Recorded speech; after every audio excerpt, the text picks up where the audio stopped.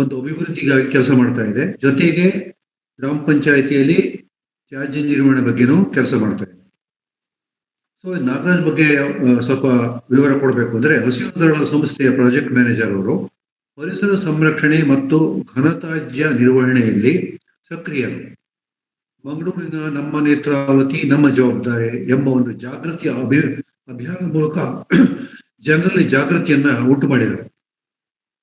ದಕ್ಷಿಣ ಕನ್ನಡ ಜಿಲ್ಲೆಯ 10 ಗ್ರಾಮ ಪಂಚಾಯಿತಿಗಳಲ್ಲಿ ಶೂನ್ಯ ತ್ಯಾಜ್ಯ ಪಂಚಾಯಿತಿಗಳನ್ನಾಗಿ ಪರಿವರ್ತಿಸುವ ಗುರಿಯನ್ನು ಹೊಂದಿದ್ದಾರೆ. ಹಲವು ಗ್ರಾಮ ಪಂಚಾಯಿತಿಗಳ ಘನತ್ಯಾಜ್ಯ ನಿರ್ವಹಣಾ ಪದ್ಧತಿಗಳನ್ನು ಸಾಕಷ್ಟು ಅಧ್ಯಯನ ಮಾಡಿದ್ದಾರೆ. ಇವತ್ತು ನಮ್ಮೊಂದಿಗೆ ಇದ್ದಾರೆ ನಾಗರಾಜ್ ಅವರು. ನಾವು ಅವರ ಒಂದು ಮಾತುಗಳನ್ನು ಕೇಳಲಿಕ್ಕೆ ಉತ್ಸುಕರಾಗಿದ್ದೇವೆ. ಇಲ್ಲಿ ಒಂದು 35 ನಿಮಿಷ ಶ್ರೀಯುತ ನಾಗರಾಜ್ ಅವರು ಮಾತನಾಡ್ತಾರೆ. ನಂತರ ಒಂದು 15-20 ನಿಮಿಷ ನಮ್ಮಲ್ಲಿರುವ ಸಂದೇಹಗಳನ್ನು ಅವರಿಗೆ ಕೇಳ್ಬೋದು. ಕೇಳುವಾಗ ಪ್ರತಿ ವ್ಯಕ್ತಿನೂ ಏನೋ ಪ್ರಶ್ನೆಗಳಿದೆ ಅದನ್ನು ನೇರವಾಗಿ 1 ಅಥವಾ 2 ವಾಕ್ಯದಲ್ಲಿ ಮುಗಿಸ್ಬಿಡ್ಬೇಕು. ನೇರವಾಗಿ ಪ್ರಶ್ನೆಯನ್ನು ಕೇಳಿ, ಆಮೇಲೆ ಅವರು ಅದಕ್ಕೆ ಉತ್ತರ ಹೇಳ್ತಾರೆ. ಆಮೇಲೆ ಮತ್ತೆ ಇನ್ನೊಬ್ಬರಿಗೆ ಅವಕಾಶ ಕೊಡೋಣ. ಈ ರೀತಿಯಾಗಿ ನಮ್ಮ ಚರ್ಚೆ ಮುಂದುವರಿಯುತ್ತೆ. ಈಗ ನಾನು ಶ್ರೀಯುತ ನಾಗರಾಜ್ ಅವರಿಗೆ ವಿನಂತಿಸಿಕೊಡ್ತೇನೆ, ಸರ್ ನೀವು ನಿಮ್ಮ ಒಂದು ಮಾತುಗಳನ್ನ ಶುರು ಮಾಡಬಹುದು. ಆಮೇಲೆ ನಾವು ಒಂದು 35 ನಿಮಿಷ ನೀವು ಮಾತನಾಡಿ, ಆಮೇಲೆ ನಾವು ಸ್ವಲ್ಪ ಚರ್ಚೆ ಅಥವಾ ನಮ್ಮ ಸದಸ್ಯರಿಗೆ ಏನಾದ್ರು ಸಂದೇಹಗಳಿದ್ರೆ ಅವ್ರ ಪ್ರಶ್ನೆಗಳನ್ನು ಕೇಳ್ತಾರೆ ಸರ್. ಆಗ್ಬೋದಲ್ಲ? ಖಂಡಿತ sir. Thank you so much sir. So ನನ್ನ ಹೆಸರು ಅದೇ ಹೇಳಿದಾಗೆ ನಾಗರಾಜ್ ಅಂತ ಹೇಳಿ, ನಾನು ಮಂಗಳೂರಿನಲ್ಲಿ ಹಸಿರು ದಳದಲ್ಲಿ ಕೆಲಸ ಮಾಡ್ತಾ ಇದ್ದೇನೆ. ಸೊ ಈ ಒಂದು ಗ್ರಾಮ ಪಂಚಾಯತ್ಗಳಲ್ಲಿ ನಾವು ಹಸಿರು ದಳ ದಕ್ಷಿಣ ಕನ್ನಡ ಜಿಲ್ಲೆಯ 10 ಗ್ರಾಮ ಪಂಚಾಯತ್ಗಳನ್ನ ಆಯ್ಕೆ ಮಾಡಿಕೊಂಡು ಅಲ್ಲಿ ಝೀರೋ ವೇಸ್ಟ್ ಅಂದ್ರೆ ಶೂನ್ಯ ತ್ಯಾಜ್ಯ ಮಾದರಿ ಗ್ರಾಮ ಪಂಚಾಯತ್ ಮಾಡುವ ನಿಟ್ಟಿನಲ್ಲಿ ಕೆಲಸ ಮಾಡ್ತಿದ್ದೇವೆ. ಸೊ ಈ ಒಂದು ಪಂಚಾಯತ್ಗಳನ್ನ ಆಯ್ಕೆ ಮಾಡೋ ಮೊದಲು ಇದರ ಹಿನ್ನೆಲೆ ಏನು ಅಂತ ನಾವು ಸ್ವಲ್ಪ ತಿಳ್ಕೊಬೇಕಾಗಿದೆ. ನಾವು ನೇತ್ರಾವತಿ ಸೇತುವೆ ಹತ್ರ ಒಂದು ಅಭಿಯಾನವನ್ನ ಮಾಡಿದ್ವಿ, ನಮ್ಮ ನೇತ್ರಾವತಿ ನಮ್ಮ ಜವಾಬ್ದಾರಿ ಅಂತ ಹೇಳಿ. ಅಂದ್ರೆ ರಸ್ತೆ ಬದಿಯಲ್ಲಿ ಮತ್ತು ನದಿಗಳ ಹತ್ರ ತುಂಬಾ ಕಸಗಳನ್ನ ಬಿಸಾಡ್ತಾ ಇದ್ರು. ಸೊ ಅಲ್ಲಿ ನಾವು ದಿನನಿತ್ಯ ಬೆಳಿಗ್ಗೆ ಒಂದು 5 ಗಂಟೆಯಿಂದ 9 ಗಂಟೆ ತನಕ ಒಂದು ಬೋರ್ಡ್ ಇಟ್ಕೊಂಡು ನಿಲ್ತಾ ಇದ್ದೆ. ಸುಮಾರು ಒಂದು 5-6 ತಿಂಗಳು ನಾನು ಅಲ್ಲಿ ನಿಲ್ತಾ ಇದ್ದೆ, ಅಡ್ಯಾರ್ ಅಂತ ಹೇಳಿ ಪ್ರದೇಶಗಳಲ್ಲಿ ಕೂಡ. ಸೊ ಅಲ್ಲಿ ನಿಲ್ಲುವಾಗ ಜನರಲ್ಲಿ ಪ್ರಶ್ನೆಗಳನ್ನ ಕೇಳ್ತಾ ಇದ್ದೆ ನಾನು. ಸೊ ಯಾಕೆ ಕಸವನ್ನ ಬಿಸಾಡ್ತಾ ಇದ್ದಾರೆ, ರಸ್ತೆ ಬದಿಗಳಲ್ಲಿ ಆಗಿರ್ಬೋದು, ನದಿಗೆ ಯಾಕೆ ಕಸಗಳನ್ನ ಬಿಸಾಡ್ತಾ ಇದ್ದಾರೆ ಅಂತೇಳಿ. ಆವಾಗ ಅಲ್ಲಿ ಬಂದಂತ ಉತ್ತರಗಳೇನಿದೆ ಅಂತ ಹೇಳಿದ್ರೆ, ನಮ್ಮ ಪಂಚಾಯತ್ಗಳಲ್ಲಿ ಗಾಡಿ ಬರ್ತಾ ಇಲ್ಲ, ಕಸದ ನಿರ್ವಹಣೆ ಆಗ್ತಾ ಇಲ್ಲ, ಸೊ ಅದಕ್ಕೆ ನಾವು ನದಿಗೆ ಬಿಸಾಡ್ತಾ ಇದ್ದೇವೆ ಅಥವಾ ರಸ್ತೆ ಬದಿಯಲ್ಲಿ ನಾವು ಬಿಸಾಡ್ತಾ ಇದ್ದೇವೆ ಅಂತೇಳಿ. ಆವಾಗ ಅಷ್ಟು ಜನರನ್ನ ಅವರ ಅಧ್ಯಯನ ಮಾಡಿದಾಗ, ಸೊ ಪಂಚಾಯತ್ಗಳಿಗೆ ನಾವು ಭೇಟಿ ಕೊಟ್ಟೆ ನಾನು. ಭೇಟಿ ಕೊಟ್ಟಾಗ ಅಲ್ಲೆಲ್ಲ ನೋಡುವಾಗ ಎಲ್ಲ ಪಂಚಾಯತ್ ನಾವು ಆಯ್ಕೆ ಮಾಡಿಕೊಂಡಿರುವಂತದ್ದು ಎಲ್ಲ ಕೂಡ ನೇತ್ರಾವತಿ ನದಿಯ ಸಮೀಪದಲ್ಲಿರುವಂತ 10 ಗ್ರಾಮ ಪಂಚಾಯತ್ಗಳನ್ನ, ಅಲ್ಲಿ ಎಲ್ಲೂ ಕೂಡ ಒಂದು ಪಂಚಾಯತ್ಗಳಲ್ಲಿ ಯಾವುದೇ ರೀತಿಯ ಕಸದ ನಿರ್ವಹಣೆನೇ ಆಗ್ತಾ ಇರಲಿಲ್ಲ. ಸೊ ಅದನ್ನ ಮನಗಂಡಾದ ನಂತರ ನಾವು ಅಲ್ಲಿ ಏನಾದ್ರು ಮಾಡ್ಬೇಕೆಂಬ ನಿಟ್ಟಿನಲ್ಲಿ ನಾವು ಕಾರ್ಯಪ್ರವೃತ್ತರಾದ್ವಿ. So first of all panchayat ಅಂದ ಕೂಡಲೇ ನಮ್ಗೆಲ್ರಿಗೂ ಕೂಡ ಒಂದು ಭಾವನೆ ಏನ್ ಬರುತ್ತೆ ಅಂತ ಹೇಳಿದ್ರೆ, ಇಲ್ಲಿ ಕಸದ ದೊಡ್ಡ ಸಮಸ್ಯೆ ಇಲ್ಲ ಅಂತೇಳಿ. ಅದ್ರಲ್ಲೂ ಕೂಡ ನಾವು ಎಲ್ರು ಕೂಡ ಅಂದ್ಕೊಳ್ತೀವಿ ಅಂದ್ರೆ, ಪಂಚಾಯತ್ಗಳಲ್ಲಿ ಹಳ್ಳಿಗಳಲ್ಲಿ ಡ್ರೈ ವೇಸ್ಟ್ ಮಾತ್ರ ಬರುತ್ತೆ, ಹಸಿ ಕಸದ ಬಗ್ಗೆ ಸಮಸ್ಯೆ ಇಲ್ಲ ಅಂತೇಳಿ. ಆದ್ರೆ ನಾವು ಅಲ್ಲಿ ಒಂದು ಸರ್ವೆ ಮಾಡಿದಾಗ ತುಂಬಾ ಮಂಗಳೂರಲ್ಲಿ, ಎಸ್ಪೆಷಲಿ ನಾನು ಮಂಗಳೂರು ಬಗ್ಗೆ ಹೇಳ್ತಾ ಇದ್ದೇನೆ, ಎಲ್ಲ ಪಂಚಾಯತ್ಗಳು ಕೂಡ ನಗರೀಕರಣಕ್ಕೆ ಒತ್ತುಗಳನ್ನ ಕೊಡ್ತಾ ಇದೆ. ನಗರದ ಹತ್ತಿರ ಇರುವಂತ ಪಂಚಾಯತ್ಗಳು ಕೂಡ ಎಲ್ಲ ಕೂಡ ಮನೆಗಳು ಕೂಡ ಆರ್.ಸಿ.ಸಿ ಮನೆಗಳಾಗ್ಬಿಟ್ಟಿದೆ. ಸೊ ಏನಾಗಿದೆ ಅಂತ ಹೇಳಿದ್ರೆ, ಅಲ್ಲಿ ಹಸಿ ಕಸದೇ ಸಮಸ್ಯೆ ನಮ್ಗೆ ಕಾಣ್ತಾ ಇತ್ತು. ಸೊ ಯಾವುದೇ ಪಂಚಾಯತ್ ಅಲ್ಲಿ ಕೂಡ ಹಸಿ ಕಸದ ಬಗ್ಗೆ ಯಾವುದೇ ರೀತಿಯ ನಿರ್ವಹಣೆ ಮಾಡುವ ವ್ಯವಸ್ಥೆಗಳಿರ್ಲಿಲ್ಲ. ನಾವು ಹೋಗುವಾಗ ಪಂಚಾಯತ್ಗಳ ಪರಿಸ್ಥಿತಿ ಹೇಗಿತ್ತು ಅಂತ ಹೇಳಿದ್ರೆ, ಆ ಘಟಕದು ಕೆಲವು ಪಂಚಾಯತ್ಗಳಲ್ಲಿ 7 ವರ್ಷದಿಂದ ಘಟಕ ನಿರ್ಮಾಣ ಆಗಿತ್ತು, ಆದ್ರೆ ಅದನ್ನ ಬಂದ್ ಮಾಡಿಬಿಟ್ಟು ಅದಕ್ಕೆ ಎಲ್ಲ ಕೂಡ ಕಾಡಿನ ರೀತಿ ಬೆಳೆದಿತ್ತು ಎಲ್ಲ ಪಂಚಾಯತ್ಗಳಲ್ಲಿ. ಕೆಲವು ಪಂಚಾಯತ್ಗಳಲ್ಲಿ ಒಂದ್ಸಲ ಕಸ ತಂದು ಹಾಕ್ಬಿಟ್ಟಿದ್ದಾರೆ ಮತ್ತು ಕ್ಲೋಸ್ ಆಗಿತ್ತು, ಯಾವುದೇ ರೀತಿ ನಿರ್ವಹಣೆ ಇರಲಿಲ್ಲ. ಕೆಲವು ಪಂಚಾಯತ್ಗಳಲ್ಲಿ ಗಾಡಿನೇ ಹೋಗ್ತಾ ಇರ್ಲಿಲ್ಲ. ಇನ್ನು ಕೆಲವು ಪಂಚಾಯತ್ಗಳಲ್ಲಿ ಏನಾಗ್ತಿತ್ತು ಅಂತ ಹೇಳಿದ್ರೆ, ಅದನ್ನ ಗುತ್ತಿಗೆ ಕೊಡ್ತಾ ಇದ್ರು, ಯಾರಿಗೊಬ್ಬರಿಗೆ ಗುತ್ತಿಗೆ ಕೊಡ್ತಿದ್ರು. ಅವರು ಮೇನ್ ರೋಡ್ ಅಲ್ಲಿ ಬರುವಂತ ಕೆಲವು ಕಸಗಳನ್ನ ತೆಗಿತಾ ಇದ್ರು ಮನೆಗಳಿಂದ, ಅದು ಕೂಡ ಮಿಕ್ಸ್ ಆಗಿ ತೆಗಿತಾ ಇದ್ರು. ಮಿಕ್ಸ್ ಆಗಿ ತೆಗೆದ ಕಸಗಳನ್ನ ಏನ್ ಮಾಡ್ತಿದ್ರು, ಎಲ್ಲಾದ್ರೂ ಹೋಗಿ ಡಂಪ್ ಮಾಡ್ತಿದ್ರು, ಅವರೇ ಅದನ್ನ ಲ್ಯಾಂಡ್ ಫಿಲ್ ಗೆ ಹಾಕ್ತಾ ಇದ್ರು ಕೆಲವರು. ಸೊ ಇನ್ನು ಕೆಲವರು ಅದರಲ್ಲಿ ಏನ್ ಮಾಡ್ತಿದ್ರು ಅಂತ ಹೇಳಿದ್ರೆ, ಇಲ್ಲಿರುವಂತ ಲ್ಯಾಂಡ್ ಫಿಲ್ ಗೆ ಗುಟ್ಟಾಗಿ ಬೇರೆ ರೀತಿಯ ವಾಹನ ಮಾರ್ಗದ ಮುಖಾಂತರ ಕೊಡ್ತಿದ್ರು, ಅಂದ್ರೆ ಡ್ರೈವರ್ ಸೆಟ್ಟಿಂಗ್ಸ್ ಮಾಡಿ ಅಲ್ಲಿ ಕೊಡ್ತಾ ಇದ್ರು. ಸೊ ಈ ರೀತಿಯಾಗಿ ಕಸ ನಿರ್ವಹಣೆ ಆಗ್ತಾ ಇರಲಿಲ್ಲ, ಟೋಟಲ್ ಆಗಿ ಇದಾಗಿತ್ತು. ಸೊ ನಮ್ಗೆ ಚಾಲೆಂಜ್ ಆಗಿತ್ತು. ಈಗ ನಾವು ಕಸದ ನಿರ್ವಹಣೆ ಅಂತ ಹೇಳುವಾಗ ಪ್ರತಿಯೊಬ್ಬರ ತಲೆಯಲ್ಲಿ ಏನ್ ಬರುತ್ತೆ ಅಂತ ಹೇಳಿದ್ರೆ, ನಾವು ಜನರನ್ನ ಬದಲಾಯಿಸಬೇಕು ಅಂತೇಳಿ, ಜನರಿಗೆ ನಾವು ಮಾಹಿತಿಗಳನ್ನ ಕೊಡ್ಬೇಕು, ಜನರನ್ನ ಬದಲಾಯಿಸಬೇಕು ಅಂತೇಳಿ. ಬಟ್ ನಮ್ಮ ಅಲ್ಲಿ ನಮ್ಗೆ ಹೋಗುವಾಗ ಫಸ್ಟ್ ನಾವು ಬದಲಾಯಿಸಬೇಕಾಗಿರೋದು ಜನರಿಗಿಂತ ಜಾಸ್ತಿ ವ್ಯವಸ್ಥೆಗಳನ್ನ ಕೊಡ್ಬೇಕು ಅಂತ ಹೇಳಿ. ಯಾಕಂದ್ರೆ ಜನ ಕಸ ಬಿಸಾಡ್ತಾರೆ ಅಂತ ಹೇಳಿದ್ರೆ ಅದಕ್ಕೊಂದು ಕಾರಣ ಇರಬೇಕು. ಆ ಕಾರಣ ಏನಂತ ಹೇಳಿದ್ರೆ ಮುಖ್ಯವಾಗಿ ಕಾರಣ ಆಗಿತ್ತು ಅಲ್ಲಿ ಸರಿಯಾದ ವ್ಯವಸ್ಥೆಗಳಿರ್ಲಿಲ್ಲ. ಸೊ ಆ ನಿಟ್ಟಿನಲ್ಲಿ ಹಸಿರುದಾಳಿ ಏನ್ ಮಾಡ್ತು, ನಾವು ಒಂದು ಪ್ರಾಜೆಕ್ಟ್ ಹಾಕಿದ್ಕೊಂಡಾಗ ಸೊ ವ್ಯವಸ್ಥೆಗಳನ್ನ ಸರಿ ಮಾಡ್ಬೇಕು ನಿಟ್ಟಿನಲ್ಲಿ ನಾವು ಪಂಚಾಯತಿಗಳಲ್ಲಿ, ಯಾಕಂದ್ರೆ ಪಂಚಾಯತಿಯಲ್ಲಿ ಕೆಲಸ ಮಾಡೋದು ಸುಲಭ ಅಂತ ಅನ್ಕೋಬಿಟ್ಟು ಆದ್ರೆ ಬಹಳಷ್ಟು ಕಷ್ಟ. ಯಾಕಂತಂದ್ರೆ ಪಂಚಾಯತ್ ಒಂದು ಸಂಸಸ್ತರ, ಯಾಕಂದ್ರೆ ಅಲ್ಲಿಗೆ ಅಷ್ಟು ಪಂಚಾಯತ್ ಅಧ್ಯಕ್ಷರಾಗಿರ್ಬೋದು, ಅಲ್ಲಿನ ಒಂದು ಬಾಡಿ ಏನಿದೆ ಅದು ತುಂಬಾ ಸ್ಟ್ರಾಂಗ್ ಆಗಿರುವಂತವ್ರು. ಸೊ ಅವ್ರು ಯಾವತ್ತೂ ಕೂಡ ಅಷ್ಟು ಬೇಗ ಕನ್ವಿನ್ಸ್ ಆಗಲ್ಲ. ಸೊ ನಮ್ಗೆ ಒಂದು 5-6 ತಿಂಗಳು ಅವರನ್ನ ನಾವು ಅವ್ರಿಗೆ ಮನವೊಲಿಸಲಿಕ್ಕೆ, ಅವರ ಒಂದು ಬಿಹೇವಿಯರ್ ಚೇಂಜ್ ಮಾಡ್ಲಿಕ್ಕೆ ನಾವು ಬಹಳಷ್ಟು ಕೆಲಸಗಳನ್ನ ಮಾಡಿದ್ವಿ.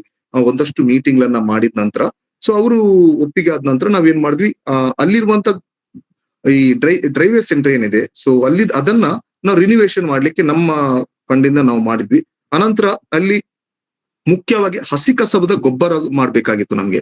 ಸೊ ಅದಕ್ಕೆ ನಾವೇನ್ ಮಾಡಿದ್ವಿ ಅಂತ ಹೇಳಿದ್ರೆ ಎಲ್ಲಾ ಪಂಚಾಯತಿಗಳಲ್ಲಿ ಕೂಡ ನಾವು ಹಸಿ ಕಸದ ಬಗ್ಗೆ ನಾವು ಇದು ಮಾಡಿ, ಅದು ತೊಟ್ಟಿ ಅಲ್ಲ ಒಂಥರ ಟ್ಯಾಂಕ್ಗಳನ್ನಾಗ ನಾವು ಮಾಡಿದ್ವಿ. ಸೊ ಬೇರೆ ಬೇರೆ ಕಡೆಗಳಲ್ಲಿ ನಾವು ಭೇಟಿ ಕೊಟ್ಟಿದ್ವಿ, ಯಾಕಂತ ಹೇಳಿದ್ರೆ ಇದರ ಬಗ್ಗೆ ನೋಡ್ಲಿಕ್ಕೆ ಅಂತ ಹೇಳಿ.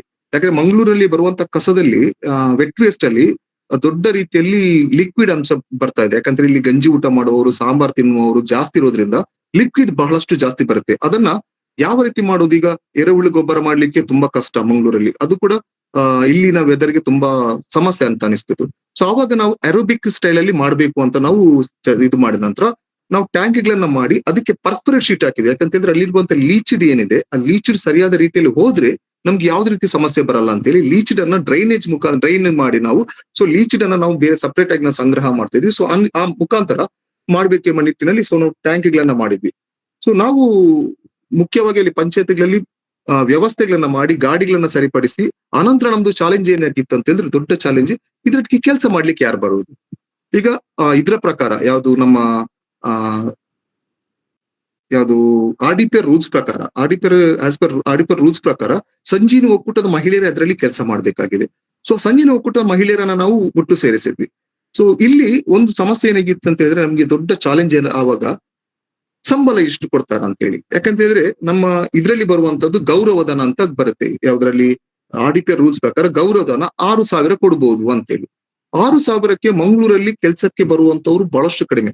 ಮತ್ತೆ ನಮ್ಗೂ ಕೂಡ ಒಂದು ರೀತಿಯ ಅದು ಅವಮಾನ ಅಂತ ಅನಿಸ್ತದೆ. ಯಾಕಂತ ಹೇಳಿದ್ರೆ ಈಗಿನ ಕಾಲದಲ್ಲಿ 6,000 ಒಂದು ಮಹಿಳೆಯನ್ನ ಕಸದೊಟ್ಟಿಗೆ ಕೆಲಸ ಮಾಡಿ, ಅದು ಕೂಡ ಈ ಒಂದು ಜಗತ್ತಿನ ಅಪಾಯಕಾರಿ ಕೆಲಸ, ಅದು 5ನೇ ಸ್ಥಾನದಲ್ಲಿರುವಂತ ಕೆಲಸವನ್ನ ಬರೀ ಒಂದು 5,000 6,000 ಕೊಟ್ಟು ಕೆಲಸ ಮಾಡಿಸೋದು ಅಂತ ಹೇಳಿದ್ರೆ ನಿಜವಾಗ್ಲೂ ಅದು ಅವಮಾನ ಅಂತ ಅನಿಸ್ತು ನಮ್ಗೆ. ಸೊ ನಾವಲ್ಲಿ ಪಂಚಾಯತಿಯಲ್ಲಿ ಬಹಳಷ್ಟು ಚರ್ಚೆಗಳನ್ನ ಮಾಡಿದ್ವಿ. ಚರ್ಚೆಗಳನ್ನ ಮಾಡುವಾಗ ಪ್ರಶ್ನೆ ಬಂತು, ಯಾರು ಸಂಬಳ ಕೊಡ್ತಾರೆ, ಏನ್ ಕೊಡ್ತಾರೆ, 6,000ಕ್ಕಿಂತ ಜಾಸ್ತಿ ಕೊಡ್ಲಿಕ್ಕೆ ಹೇಗೆ ಅಂತ ಹೇಳಿ. ಇಲ್ಲ, ನಾವು ಆಗ ಸ್ಟ್ರಿಕ್ಟ್ ಆಗಿ ಹೇಳಿದ್ವಿ. ಸೊ ಏನಂತ ಹೇಳಿದ್ರೆ ಅಲ್ಲಿ ಕೆಲಸ ಮಾಡುವವರಿಗೆ ಕನಿಷ್ಠ 12ರಿಂದ 15,000 ಸಂಬಳ ಸಿಗ್ಲೇಬೇಕು ಅಂತ ಹೇಳಿ. ಆ ನಿಟ್ಟಿನಲ್ಲಿ ನಾವು ಕೆಲಸಕ್ಕೆ ಮಾಡು ಎಲ್ಲ ಪಂಚಾಯತಿಗಳಲ್ಲಿ ಈಗ 12ರಿಂದ 15,000 ಸಂಬಳ ಸಿಗುತ್ತೆ. ಸೊ ಆವಾಗ ಏನಾಗುತ್ತೆ, ಮಹಿಳೆಯರು ಸ್ವಲ್ಪ ಆಸಕ್ತಿಯಿಂದ ಬರ್ಲಿಕ್ಕೆ ಆರಂಭಿಸುತ್ತೆ. ಯಾಕಂದ್ರೆ ಆ ಒಂದು ಸಂಬಳ ಅವರ ಮನೆಗೆ ಒಂದು ಯೂಸ್ ಆಗ್ಬೇಕು, ಅಥವಾ ಅವರ ಮಕ್ಕಳಿಗೆ ಕಲಿಸ್ಲಿಕ್ಕೆ ಆಗ್ಬೋದು, ಯಾವ್ದಕ್ಕೋದ್ರೂ ಕನಿಷ್ಠ ವೇತನ ಅವರಿಗೆ ಸಿಗ್ಬೇಕು. 6,000ದಲ್ಲಿ ಕೆಲಸ ಮಾಡ್ಲಿಕ್ಕೆ ಸಾಧ್ಯ ಇಲ್ಲ ಅಂತ ಹೇಳಿ ನಾವು ಒಂದಷ್ಟು ಮೀಟಿಂಗ್ ಗಳನ್ನ ಮಾಡಿದ ನಂತರ ಸೊ ಸಂಜೆ ಕೂಡ ಮಹಿಳೆಯರು ಬಂದ್ರು. ಸೊ ಅವರಿಗೆ ನಾವು ಕೆಪಾಸಿಟಿ ಬಿಲ್ಡಿಂಗ್ ಅನ್ನ ನಾವು ಮಾಡಿದ್ವಿ. ಅವರಿಗೆ ಯಾವ ರೀತಿ ಕಸದಲ್ಲಿ ಕೆಲಸ ಮಾಡ್ಬೇಕಾಗಿದೆ, ಮತ್ತೆ ಯೂಸರ್ ಫೀಸ್ ಅನ್ನ ಕಲೆಕ್ಟ್ ಮಾಡೋದು. ಯಾಕಂದ್ರೆ ದೊಡ್ಡ ಚಾಲೆಂಜ್. ಯಾಕಂದ್ರೆ ಪಂಚಾಯತಿಂದ ಯಾವುದೇ ರೀತಿಯ ಹಣದ ಸಹಕಾರವನ್ನ ಕೊಡಲ್ಲ. ಸೊ ಎಲ್ಲವೂ ಕೂಡ ಯೂಸರ್ ಫೀಸ್ ಲಿಂದ ಆಗ್ಬೇಕಾಗಿರೋದು. ಸೊ ಇದು ಬಹಳಷ್ಟು ದೊಡ್ಡ ಚಾಲೆಂಜ್ ಕೂಡ ಆಗಿತ್ತು ನಮ್ಗೆ. ಸೊ ಅಲ್ಲಿಂದ ನಾವು ಏನ್ ಮಾಡಿದ್ವಿ ಅಂತ ಹೇಳಿದ್ರೆ 2ನೇ ಹಂತ ಆಯ್ತು. ಒಂದು ಪಂಚಾಯತಿನಲ್ಲಿ ವ್ಯವಸ್ಥೆಗಳನ್ನ ಸರಿಪಡಿಸಿದ್ವಿ. ಸೆಕೆಂಡ್, ನಾವು ಅಲ್ಲಿದ್ದು ಸಂಜೀವಿನಿ ಒಕ್ಕೂಟ ಮಹಿಳೆಯರನ್ನ ನಾವು ಸರಿಪಡಿಸಿದ್ವಿ. ಅಂದ್ರೆ ಅವರಿಗೆ ಕೆಪಾಸಿಟಿ ಬಿಲ್ಡಿಂಗ್ ಎಲ್ಲ ಕೊಟ್ಟಾದ ನಂತರ 3ನೇ ಚಾಲೆಂಜ್ ಆಗಿರುವಂತದ್ದು ನಮ್ಗೆ ಜನರಿಗೆ ಐಸಿ ಕೊಡುವಂತದ್ದು. ಯಾಕಂತ ಹೇಳಿದ್ರೆ ಜನರಿಗೆ ಕಸದ ಬಗ್ಗೆ ತುಂಬಾ ಅದರ ಬಗ್ಗೆ ಜ್ಞಾನ ಇರ್ಲಿಲ್ಲ. ಯಾಕಂದ್ರೆ ಕಸವನ್ನ ಮಿಕ್ಸ್ ಮಾಡಿ ಕೊಟ್ಟು ಅಭ್ಯಾಸ, ಅಥವಾ ರಸ್ತೆ ಬದಿಯಲ್ಲಿ ಎಲ್ಲೆಲ್ಲೂ ಸಿಕ್ಕಲ್ಲಿ ಬಿಸಾಡುವಂತ ಅಭ್ಯಾಸ ಆಗಿಟ್ಟಿದೆ ಅವರಿಗೆ. ಸೊ ಆವಾಗ ನಾವು ಮನೆಗೆ ಹೋಗಿ ಪ್ರತಿ ಮನೆಗೆ ನಾವು ಭೇಟಿ ಕೊಟ್ಟು ಪ್ರತಿ ಮನೆಯಲ್ಲಿ ಕೂಡ ಕೂತು ಅವರಿಗೆ ಕಸವನ್ನು ವಿಂಗಡಣೆ ಮಾಡಿ ಕೊಡ್ಬೇಕು ಅಂತ ನಾವು ಹೇಳ್ತಾ ಇದ್ವಿ. ಸೊ ಯಾವ ರೀತಿ ವಿಂಗಡಣೆ ಬೇಕು, ಹಸಿ ಕಸವನ್ನ ಯಾವ್ದ್ರಲ್ಲಿ ಬಕೆಟ್ ಅಲ್ಲಿ ಕೊಡ್ಬೇಕು, ಒಣ ಕಸವನ್ನ ಇದ್ರಲ್ಲಿ ಕೊಡ್ಬೇಕು, ಯಾವ್ದ್ರಲ್ಲಿ ಪ್ಲಾಸ್ಟಿಕ್ ಕವರ್ ಅಲ್ಲಿ ಕೊಡ್ಬೇಕು, ಮತ್ತು ರಿಜೆಕ್ಟೆಡ್ ವೇಸ್ಟ್ ಏನಿದೆ ರಿಜೆಕ್ಟೆಡ್ ವೇಸ್ಟ್ ಅನ್ನ ನಾವು ಸಪರೇಟ್ ಆಗಿ ಕೊಡ್ಬೇಕು. ಈ 3 ರೀತಿಯ ವಿಂಗಡಣೆ ಮಾಡಿ ನೀವು ಕಸವನ್ನ ಕಡ್ಡಾಯವಾಗಿ ಕೊಡ್ಬೇಕು ಅಂತ ಹೇಳುವಾಗ ಅಷ್ಟು ಗೊಂದಲಗಳಾಯ್ತು. ಒಂದಷ್ಟು ಮನೆಯವರು ಕೂಡ ಎಲ್ಲ ವಾಪಸ್ ಮಾಡ್ಲಿಕ್ಕೆ ಸ್ಟಾರ್ಟ್ ಆದ್ರು. ಯಾಕಂದ್ರೆ ನಾವು ಕೊಡ್ಲಿಕ್ಕೆ ಸಾಧ್ಯ ಇಲ್ಲ ಎಂಬುದ್ರ ಬಗ್ಗೆ ಎಲ್ಲ ತುಂಬಾ ಚರ್ಚೆಗಳು ಬರ್ತಾ ಇತ್ತು. ಆದ್ರೆ ನಿಧಾನವಾಗಿ ಆರಂಭ ಮಾಡಿದ್ವಿ ನಾವು. ಸೊ ಆರಂಭ ಮಾಡುವಾಗ ನಮ್ಗೆ ಚಿಕ್ಕ ಚಿಕ್ಕ ಪಂಚಾಯತಿಗಳನ್ನ ಆರಂಭಿಸಿದ್ವಿ. ದೊಡ್ಡ ಪಂಚಾಯತ್ ನಾವು ಮತ್ತೆ ಆರಂಭಿಸಿದ್ವಿ. ಸ್ಟಾರ್ಟಿಂಗ್ ಚಿಕ್ಕ ಪಂಚಾಯತ್, ಒಂದು ಪಾವೂರು ಪಂಚಾಯತ್ ಆಗಿರ್ಬೋದು, ಗೋಳಿಯರ್ ಪಂಚಾಯತ್, ಅರೆಕಳ ಪಂಚಾಯತ್, ಇಂಥ ಪಂಚಾಯತ್ಗಳನ್ನ ನಾವು ಅಲ್ಲಿ ಒಂದು ಮನೆ ಎಷ್ಟಿದ್ರೆ 1400 1500 ಮನೆಗಳ ಮುಖಾಂತರ ನಾವು ಆರಂಭವನ್ನ ಮಾಡಿದ್ವಿ. ಈಗ ಪಾವೂರು ಪಂಚಾಯತ್ 1500 ಮನೆಗಳು ಇರುವಂತ, 1400 ಮನೆಗಳು ಇರುವಂತ ಒಂದು ಪಂಚಾಯತ್. ಅಲ್ಲಿ ನಾವು ಆರಂಭಕ್ಕೆ ಹಂತಕ್ಕೆ ನಾವು ಆರಂಭಿಸಿದ್ವಿ. ಫಸ್ಟ್ಗೆ ನಾವು ಪಂಚಾಯತ್ ಅಲ್ಲಿ ಮನೆ ಮನೆಗೆ ಡೋರ್ ಟು ಡೋರ್ ನಾವು ಕಲೆಕ್ಷನ್ ಹೋಗ್ತಿರುವಾಗ ಫಸ್ಟ್ ಒಂದು ವಾರ ನಮ್ಗೆ ಮಿಕ್ಸ್ ಕಸ ಬರ್ಲಿಕ್ಕೆ ಆರಂಭ ಆಯ್ತು. ಸೊ ಆವಾಗ ನಾವು ಮತ್ತೆ ಮನೆ ಮನೆಗೆ ಹೋಗಿ ನಾವು ಹೇಳಿದ್ವಿ, ಇಲ್ಲ, ಕಸವನ್ನ ನೀವು ಇದೇ ರೀತಿ 3 ರೀತಿಯಲ್ಲಿ ವಿಂಗಡಣೆ ಮಾಡಿ ಕೊಡ್ಬೇಕು, ಮಿಕ್ಸ್ ಕೊಟ್ರೆ ನಾವು ತಗೊಂಡು ಕೂಡ ಹೋಗಲ್ಲ ಅಂತೇಳಿ. ಸೊ ಆವಾಗ ಏನಾಯ್ತು, ಸ್ವಲ್ಪ ಸ್ವಲ್ಪ ಚೇಂಜ್ ಆಗ್ಲಿಕ್ಕೆ ಆರಂಭಿಸ್ತು. ಸೊ ಒಂದು ಹಂತದಕ್ಕೆ ಬರುವಾಗ ನಮ್ಗೆ ಈಗ ಎಲ್ಲ ರೀತಿಯ ಕಸಗಳು ಕೂಡ ವಿಂಗಡಣೆ ಆಗಿ ಬರ್ತಾ ಇದೆ. ಸೊ ಒಂದು ಚಿಕ್ಕ ಪಂಚಾಯತಿಲಿ ಎಷ್ಟು ಕಸ ಬರ್ತಾ ಇದೆ ಅಂತ ಹೇಳಿದ್ರೆ, ನಮ್ದು ನಿರೀಕ್ಷೆ ಏನಿತ್ತು ಅದಕ್ಕಿಂತ ಜಾಸ್ತಿ ಬರ್ಲಿಕ್ಕೆ ಆರಂಭ ಆಯ್ತು. ಫಸ್ಟಿಗೆ ಎಷ್ಟು ಬರ್ತಾ ಇದೆ ಅಂತ ಹೇಳಿದ್ರೆ, ಹಸಿ ಕಸ ನಮ್ಗೆ ಕಡಿಮೆ ಅಂದ್ರೂ ಕೂಡ ಒಂದು ಪಂಚಾಯತಿಯಲ್ಲಿ 600ರಿಂದ 800 kg ಹಸಿ ಕಸ ಬರ್ತಾ ಇದೆ ಪ್ರತಿ ದಿವಸ. ಅದನ್ನ ಡ್ರಮ್ ಅಲ್ಲಿ ನಾವು ಕಲೆಕ್ಟ್ ಮಾಡ್ತಾ ಇದ್ದೇವೆ. ಅನಂತರ ಡ್ರೈ ವೇಸ್ಟ್ 200ರಿಂದ 250 kg ನಮ್ಗೆ ಡ್ರೈ ವೇಸ್ಟ್ ಬರ್ತದೆ. ಸ್ಯಾನಿಟರಿ ವೇಸ್ಟ್, ಡೈಪರ್ಸ್ ಆಗಿರ್ಬೋದು ಅಥವಾ ಅದು 150-200 kg ಪ್ರತಿ ದಿವಸಕ್ಕೆ ನಮ್ಗೆ ಅಲ್ಲಿ ಬರ್ತಾ ಇದೆ. ಈಗ ಹಸಿ ಕಸವನ್ನ ಏನ್ ಮಾಡ್ತಾ ಇದ್ದೇವೆ ಅಂತ ಹೇಳಿದ್ರೆ, ಶೆಡ್ಡರ್ ಮಿಷಿನ್ ಅನ್ನ ನಾವು ಹಸಿರುದಲ್ಲ ವತಿಯಿಂದ ನಾವು ಶೆಡ್ಡರ್ ಮಿಷಿನ್ ಗಳನ್ನ ಕೊಟ್ಟಿದ್ದೇವೆ ಮತ್ತು ಪಂಚಾಯತಿಗೆ ಘಟಕಕ್ಕೆ ಬೇಕಾದಂತ ಎಲ್ಲಾ ಸವಲತ್ತುಗಳನ್ನು ಕೂಡ ನಾವು ಕೊಟ್ಟಿದ್ದೇವೆ. ಸೊ ಅಲ್ಲಿ ಶೆಡ್ಡರ್ ಮಿಷಿನ್ ಅಲ್ಲಿ ಶೆಡ್ಡರ್ ಹಾಕಿದ ನಂತರ ಶೆಡ್ಡರ್ ಮಿಷಿನ್ ಶೆಡ್ಡರ್ ಮಾಡಿದ ನಂತರ ಹಸಿ ಕಸವನ್ನ ನಾವು ಲೇಯರ್ ಪ್ರಕಾರ ಹಾಕಿ ಅದಕ್ಕೆ ಕೋಕೋಪಿಟ್ ಹಾಕಿ ಜೀವಾಮೃತ ಹಾಕಿ ನಾವು ಗೊಬ್ಬರ ಮಾಡ್ತಾ ಇದ್ದೇವೆ. ಬಹಳಷ್ಟು ಖುಷಿ ಏನಂತ ಹೇಳಿದ್ರೆ, 10 ಗ್ರಾಮ ಪಂಚಾಯತಿಯಲ್ಲಿ ಕೂಡ ಪ್ರತಿ ದಿವಸ 1 ಟನ್ನಿನಷ್ಟು ಹಸಿ ಕಸವನ್ನ ಗೊಬ್ಬರ ಮಾಡ್ತಾ ಇದ್ದಾರೆ. ಉತ್ತಮ ರೀತಿಯ ಗೊಬ್ಬರ ಆಗ್ತಾ ಇದೆ ಮತ್ತು ಅದು ಮಾರಾಟ ಕೂಡ ಆಗ್ತಾ ಇದೆ. ಇನ್ನೊಂದು ದೊಡ್ಡ ವಿಷಯ ಏನಂತ ಹೇಳಿದ್ರೆ, ಹಸಿ ಕಸದ ಗೊಬ್ಬರ ಮಾಡುವಾಗ ದೊಡ್ಡ ಸಮಸ್ಯೆ ಏನಂತ ಹೇಳಿದ್ರೆ, ಊರಿನವರು ಒಂದು ರೀತಿ ಬೊಬ್ಬೆ ಹಾಕ್ಲಿಕ್ಕೆ ಆರಂಭಿಸ್ತಾರೆ, ಅದು ವಾಸನೆ ಬರುತ್ತೆ ಅಥವಾ ಗಲೀಜಾಗುತ್ತೆ, ನೊಣ ಬರುತ್ತೆ ಅಂತೇಳಿ. ಬಟ್ 10 ಗ್ರಾಮ ಪಂಚಾಯತ್ ಕೂಡ ಇರುವಂತದ್ದು ಎಲ್ಲ ಕೂಡ ಜನರ ಮಧ್ಯದಲ್ಲಿರುವಂತದ್ದು, ಮನೆಗಳ ಮಧ್ಯದಲ್ಲಿರುವಂತದ್ದು, ರಸ್ತೆ ಪಕ್ಕದಲ್ಲೇ ಇರುವಂತಹ ಪಂಚಾಯತ್ಗಳು, ಘಟಕಗಳು. ಸೊ ಎಲ್ಲೂ ಕೂಡ ಆ ರೀತಿಯ ನಮ್ಗೆ ಸಮಸ್ಯೆನೇ ಬರ್ಲಿಲ್ಲ. ಯಾಕಂದ್ರೆ ನಾವು ಲೀಚ್ ಅನ್ನ ಸರಿಯಾದ ರೀತಿಯಲ್ಲಿ, ಯಾಕಂದ್ರೆ ಆ ಪರ್ಫೆಕ್ಟ್ ಶೀಟಿಗೆ ನಾವು ಕೆಲವು ಲಕ್ಷಗಳನ್ನ ಖರ್ಚು ಮಾಡಿದ್ದೇವೆ. ಸೊ ಆ ಲೀಚಿಡ್ ಕರೆಕ್ಟ್ ಆಗಿ ಹೋಗೋದ್ರಿಂದ ಗೊಬ್ಬರ ಕರೆಕ್ಟ್ ಆಗಿ ಆಗ್ತಾ ಇದೆ.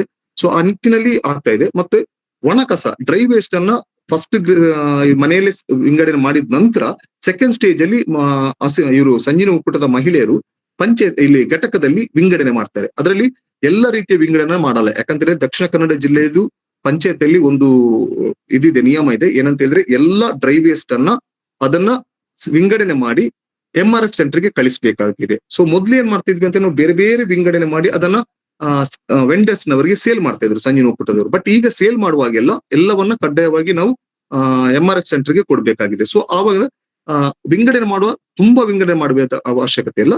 ಸೊ ಸ್ವಲ್ಪ ಸ್ವಲ್ಪ ವಿಂಗಡಣೆ ಮಾಡಿ ಅದರಲ್ಲಿರುವಂತಹ ವೆಟ್ ವೇಸ್ಟ್ ಆಗಿರ್ಬೋದು, ಮಿಕ್ಸ್ ವೇಸ್ಟ್ ಇದ್ರೆ ಅದನ್ನ ತೆಗೆದು ಸೊ ಎಲ್ಲವನ್ನು ಕೂಡ ನಾವು ಇಲ್ಲಿಗೆ ಕಳಿಸ್ತಾ ಇದ್ದೇವೆ. ಪ್ರತಿ ತಿಂಗಳು ಕೂಡ ಒಂದೊಂದು ಪಂಚಾಯತ್ ಅಲ್ಲಿ, ಚಿಕ್ಕ ಪಂಚಾಯತ್ ಅಲ್ಲಿ 2,500 kg ಅಂದ್ರೆ 2.5 ಟನ್ನಿಂದ 3 ಟನ್ನಿನಷ್ಟು ವೇಸ್ಟ್ ಅನ್ನ ನಾವು ಪ್ರತಿ ತಿಂಗಳು MRF ಸೆಂಟರ್ಗೆ ಕಳಿಸ್ತೇವೆ.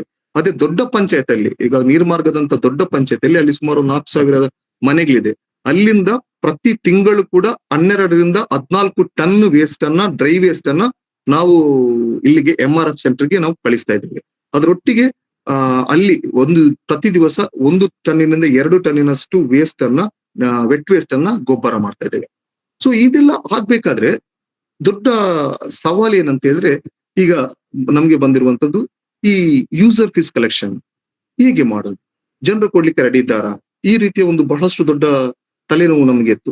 ಸೊ ಆವಾಗ ಮನೆಗೆ ನಾವು ಹೋಗುವಾಗ್ಲೇ ಹೇಳಿದ್ವಿ, ಕೆಲವು ಕಡೆಗಳಲ್ಲಿ ಈಗ 30 ರೂಪಾಯಿ ಅಂತ ಇದೆ. ಬಟ್ ಇಲ್ಲಿ ನಾವ್ ಏನ್ ಮಾಡಿದ್ವಿ ಅಂತ ಹೇಳಿದ್ರೆ 100 ರೂಪೀಸ್ ಮ್ಯಾಕ್ಸಿಮಮ್ ಎಲ್ಲ ಪಂಚಾಯತಿಗಳಲ್ಲಿ 100 ರೂಪಾಯಿ ಅಷ್ಟು ಕಲೆಕ್ಟ್ ಮಾಡ್ಬೇಕು ಅಂತ ಹೇಳಿ. ಕೆಲವರು 100 ರೂಪಾಯಿ, ಕೆಲವು ಪಂಚಾಯತಿಗಳಲ್ಲಿ 60ರಿಂದ 80 ರೂಪಾಯಿ ಇದೆ.